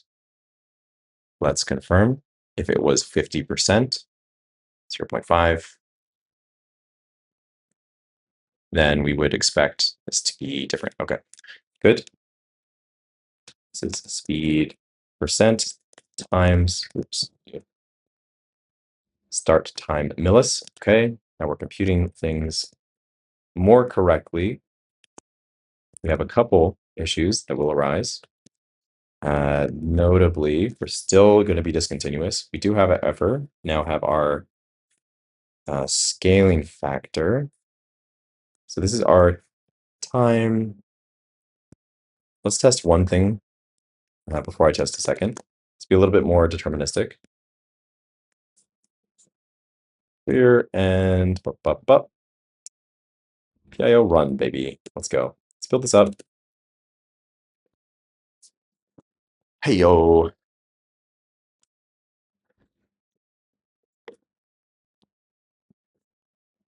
Okay. Implicit cast issue. Hey, what's up? Where did I? Sorry. Implicitly defined constructor versus explicitly defined constructor. Where is it? Evaluate. Am I blind? Load from file. Oh, right. Constructor. Thank you. Syntax. We'll double check. Oh, baby. Scanning dependencies. I'm gonna drop here pretty soon. So I got a little bit over time. I got a little extra time, you know. Life moves on without me, but I do still want to be involved in it.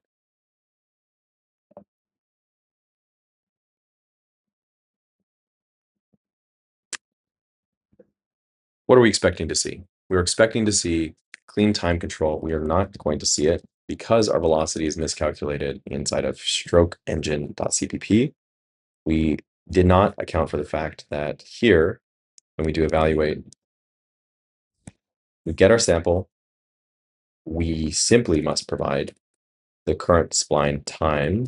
No, we must provide the speed percent. Speed percent. Okay. Is speed percent defined, my dude? Interesting. Deny. Speed percent is not defined. Settings dot speed, I believe, is the correct location.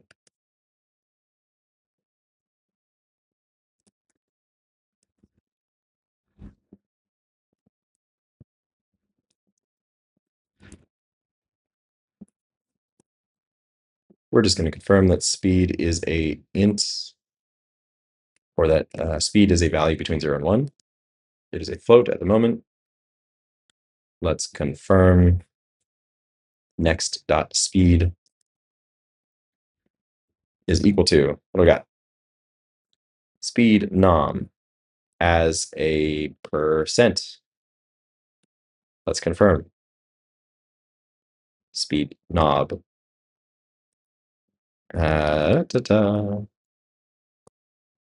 Speed knob should be defined. Speed knob is equal to speed knob, which is average analog average percent.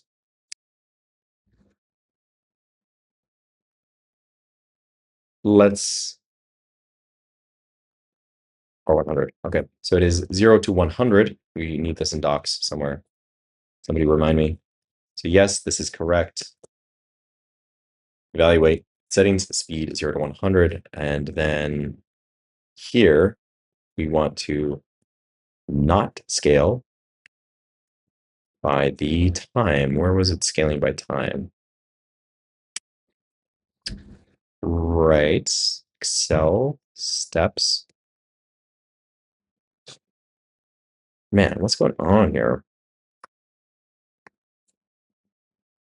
Yeah, right here. Septa velocity.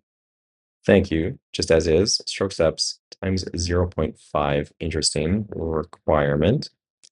Let's leave that for now. I also think the acceleration is wrong. We have issues here that must be addressed. I find this acceptable to test. Let's go. Yayo run.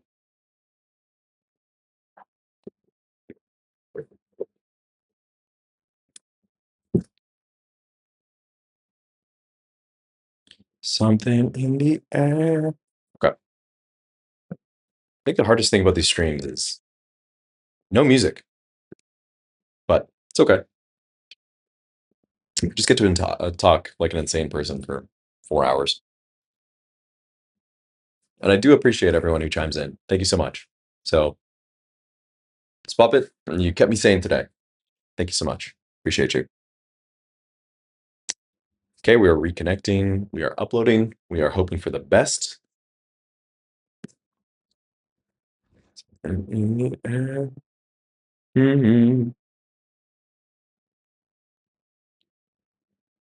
Well, let's see. Let's see. Connect. Give a quick refresh, no problem.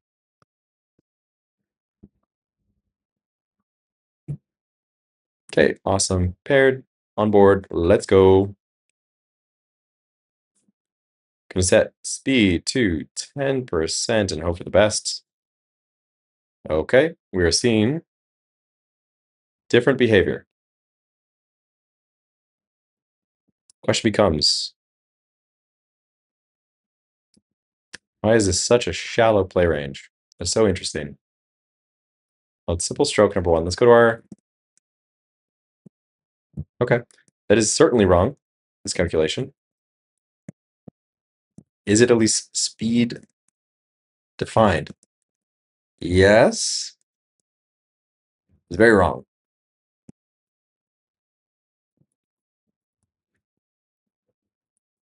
Okay. Got a couple headaches here in the works.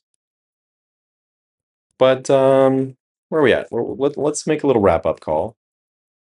Take a little walk, get a little food. Let's figure out where we're at. So we are at the state where we're at the state where we can play a pattern on the device. I've not pushed the code to make it speed controlled. Yeah, it is not speed controlled. Yeah. That is our next step. This might be a thing that I take offline because I do want to move forward onto the next piece of code. So Spuppet, looking for a little opinion here. Anyone else who's willing, got an opinion they'd like to share? I'm tempted to take some work offline for polish and debugging. Is that of interest, or would you prefer to see that work? If so, I can plan a Tuesday stream. If it's irrelevant to you, then I will take debugging and quality of life code offline. This is the proposal. AJ will fix speed, depth, stroke control, modulation of the pattern. AJ will fix the BLE sending data module in the dashboard. This is the vibe. I think this is the right direction. Dang, just a little frustrated at this math. Okay, I think I'm gonna end there. I think I gotta grab a little bite of food because I'm going a bit crazy. But we're getting close. We're getting close. I'm gonna take these two things offline, fix this up, get it working pretty, and we'll go from there. All right. Happy to watch anything. I enjoy the thought process and all that, but I also understand debugging quick offline. It is also, I hope, not too boring to watch me just like blindly debug things. I'll tell you what, I will strongly hoping that we could get to a place where you could test today at minimum, where somebody could just like flash dev branch and like give it a go. Since that's not the case, I'm going to play a little catch up, But if there's anything very cool, I'm going to make sure that happens on stream. And I am going to attempt to increase stream frequency. I'll have to get back to you on what exactly that means. But for the time being, definitely appreciate you being here. For real. Love you all. We've been at a steady 4+ attendees for most of the time here. So seriously appreciate all the time you're all willing to give this. It means the world. Okay, for now, it's time for food. I just gotta eat. And I keep forgetting to look at this camera, so my bad. Thank you so much, Puppet. Hope you have a good day. Cheers.